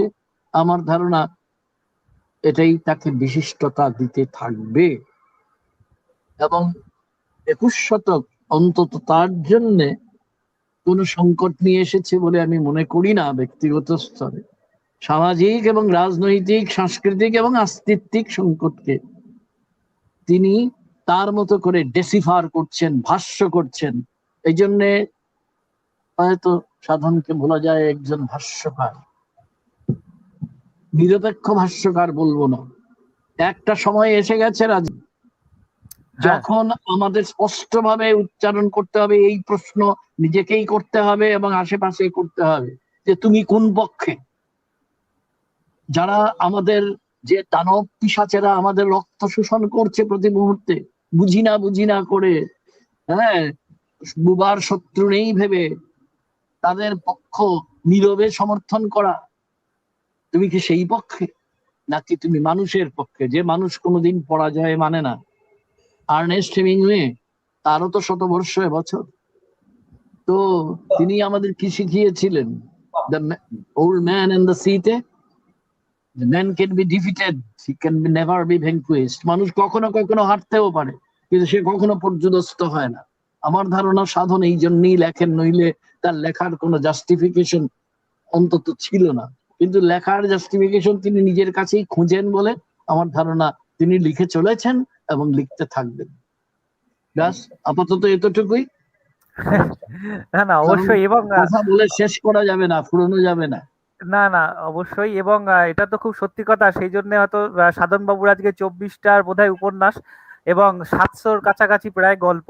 হ্যাঁ, তো আমরা আজকে দেখলাম যে শুধুমাত্র আমরা যারা একাডেমিক পড়াশুনো করি, যেখানে সাহিত্য তত্ত্ব, উপন্যাসের তত্ত্ব, ছোট গল্পের তত্ত্ব ইত্যাদি নিয়ে আলোচনা করি, তার বাইরে কিন্তু আজকের অনুষ্ঠানটা বা আলোচনা পর্বটা সম্পূর্ণ অন্য একটা জায়গাতে, যে সাধন বাবুর কথায় যেটা ছোট গল্পের যে উড়ান থাকে, তো সেরকম একটা জায়গাতে স্তরে কিন্তু পৌঁছে গেল। কারণ আমিও সঞ্চালক হিসেবে যখন অনুষ্ঠানটা শুরু করবো ভাবছিলাম, কারণ এমনি আজকে একটা তপোধীর বাবুর সঙ্গে বসা, তারপরে সাধন বাবুর সাথে বসা, এমনি ঘাবড়ে যাচ্ছিলাম আর কি। কিন্তু এই কোন উপন্যাস কি, এই উপন্যাসটা ভালো কি মন্দ, কারণ যে কারণে আমি রমা সরখেল উপন্যাস কিংবা পানিহাটা ইত্যাদি নিয়ে প্রসঙ্গই তুললাম না। হ্যাঁ, যে আলোচনার স্তরটা কোথায়, মানে উপন্যাসিক বা সাধনবাবু কেন লিখছেন এবং কেন লিখবেন এবং কেন আজ পর্যন্ত লিখে চলেছেন, আজকের আলোচনাটা কিন্তু সেই তাৎপর্যেই পৌঁছে গেল। যে এবং অবশ্যই সাধনবাবুর পাঠক তো অবশ্যই আছে, অবশ্যই পাঠক না হলে এত গল্প উপন্যাস নিশ্চয়ই পড়ছেন লোকজন। হ্যাঁ, সবার হয়তো সব পড়া নেই, কিন্তু খুঁজবেন। এই যে সাধনবাবু একটা আমাদেরকে বললেন যে 10 ইঞ্চি প্রজাপতি, তো সেটাও আমরা পড়বো। এবং আমার যতদূর মনে হচ্ছে সাধনবাবু আপনি একটি গল্প লিখেছিলেন গত বছর কলেজ স্ট্রিট শারদিয়াতে, খুব ছোট্ট গল্প, এবং সেটা মনে হয় এই করোনা প্রেক্ষিত বা ইত্যাদি নিয়েই ছিল, 1 থেকে 1.5 পাতা। হ্যাঁ, যেটাতে একটা আমার অতটা খেয়ালও পড়ছে না, যেখানে একটা এই আবহাওয়াটা ছিল, এই লকডাউন বা ইত্যাদি বিষয় নিয়ে একটা গল্প ওনার ছিল। হয়তো তারপর থেকে উনি আরো লিখবেন, নিশ্চয়ই হচ্ছে, এর মধ্যে লেখা নির্মাণ হচ্ছে বা ইত্যাদি। তো আচ্ছা, এই প্রসঙ্গে তোমাকে থামিয়ে একটা কথা বলি। একটা বিষয় একটা থাকেই, বিষয় ছাড়া তো কিছু হয় না, কোথাও সূত্রপাত হতে হবে। কিন্তু কোন লেখা সার্থক হলো কিনা এটা প্রমাণ হয় সে বিষয়কে ছাড়িয়ে কতদূর পর্যন্ত সাধনের ভাষায় উড়ান দিতে পেরেছে। লকডাউন, আজকের এই যে পরিস্থিতি, এই যে মানুষ পোকা মাকড়ের মতো মরছে, তাতে কাকে দায়ী না দায়ী, এই সবই হচ্ছে গিয়ে বিষয়ের আওতায়। কিন্তু এটার মধ্য থেকে যা মানব সত্য, হিউম্যান ট্রুথ, সেইখানেই উড়ান দিতে পারলো কিনা গল্প বা উপন্যাস, সেইখানেই বিচার। আমি কথাটা তোমাকে থামিয়ে দিলাম বলে দুঃখিত। না, আপনি তো অবশ্যই বলবেন। এবং বিচারটা বোধহয়, হ্যাঁ, সর্বশেষ তো মানে যে আমরা যারা পাঠক তারাই পড়বো, তারাই করব, এবং আমাদেরও ঠিকঠাক ভাবে বোধহয় সেই জাজমেন্টটা করা উচিত যে হ্যাঁ, এটা উড়ানটা হলো। তো সাধনবাবু নিশ্চয়ই আরো আমাদেরকে আরো অনেক উপন্যাস গল্প তো লিখছেন, তার কলম আরো চলুক। তপোধীর বাবু, যদি আপনার আরো কিছু বলার থাকে, তো আমার আজকে মনে হচ্ছিল যে অনুষ্ঠানটা উল্টো ভাবে আর একটা জিনিস হতে পারে, যে মুখোমুখি, মানে সাধন বাবু তপোধীর বাবুকে প্রশ্ন করছেন কিছু কিছু ক্ষেত্রে, সেটাও কিন্তু ভালো লাগলো। নিশ্চয়ই আমরা হ্যাঁ, আজকে অনুষ্ঠান আমরা এখানেই শেষ করব। সবকিছুই হলো আজকে অনুষ্ঠানে, এবং অনুষ্ঠানের মধ্যে একটা জিনিস অবশ্যই মনটা ভারাক্রান্ত হয়ে গেল, কারণ আজকে আমার স্যারের কথা উঠলো, আমি বিকাশ বাবুর কথা উঠলো। হ্যাঁ, এটা মন ভারাক্রান্ত হয়ে গেল আজকে অনুষ্ঠানের সময়। তা তিনি যেমন ছিলেন এইসব বিষয়ে হয়তো আরো অনেক বেশি উৎসাহ দিতেন আমাদেরকে। তো তিনি জানি হয়তো থাকবে তার আশীর্বাদ আমাদের সাথে, আমার সাথে অন্তত পক্ষে। তো আজকের অনুষ্ঠান আমরা এখানেই শেষ করব। তপোধীর বাবুকে এবং সাধন বাবুকে অনেক ধন্যবাদ। আবার সবাইকে আনতে পারলে আমি খুশি হব। কথা হবে, হ্যাঁ। ঠিক আছে, আজকে অনুষ্ঠান এখানেই শেষ। যারা এত সময় দেখছিলেন তাদেরকে ধন্যবাদ। নিশ্চয়ই আমরা পরের সপ্তাহে যে অনুষ্ঠান করব নিশ্চয়ই জানিয়ে দেবো। আপনারা পাশে থাকলে আমরা এইভাবেই এগোবো। সকলকে ধন্যবাদ। এটা ইউটিউবে দেবে কি তুমি? ইউটিউবে? এক সেকেন্ড বলছি, ইউটিউবে চলে যাবে।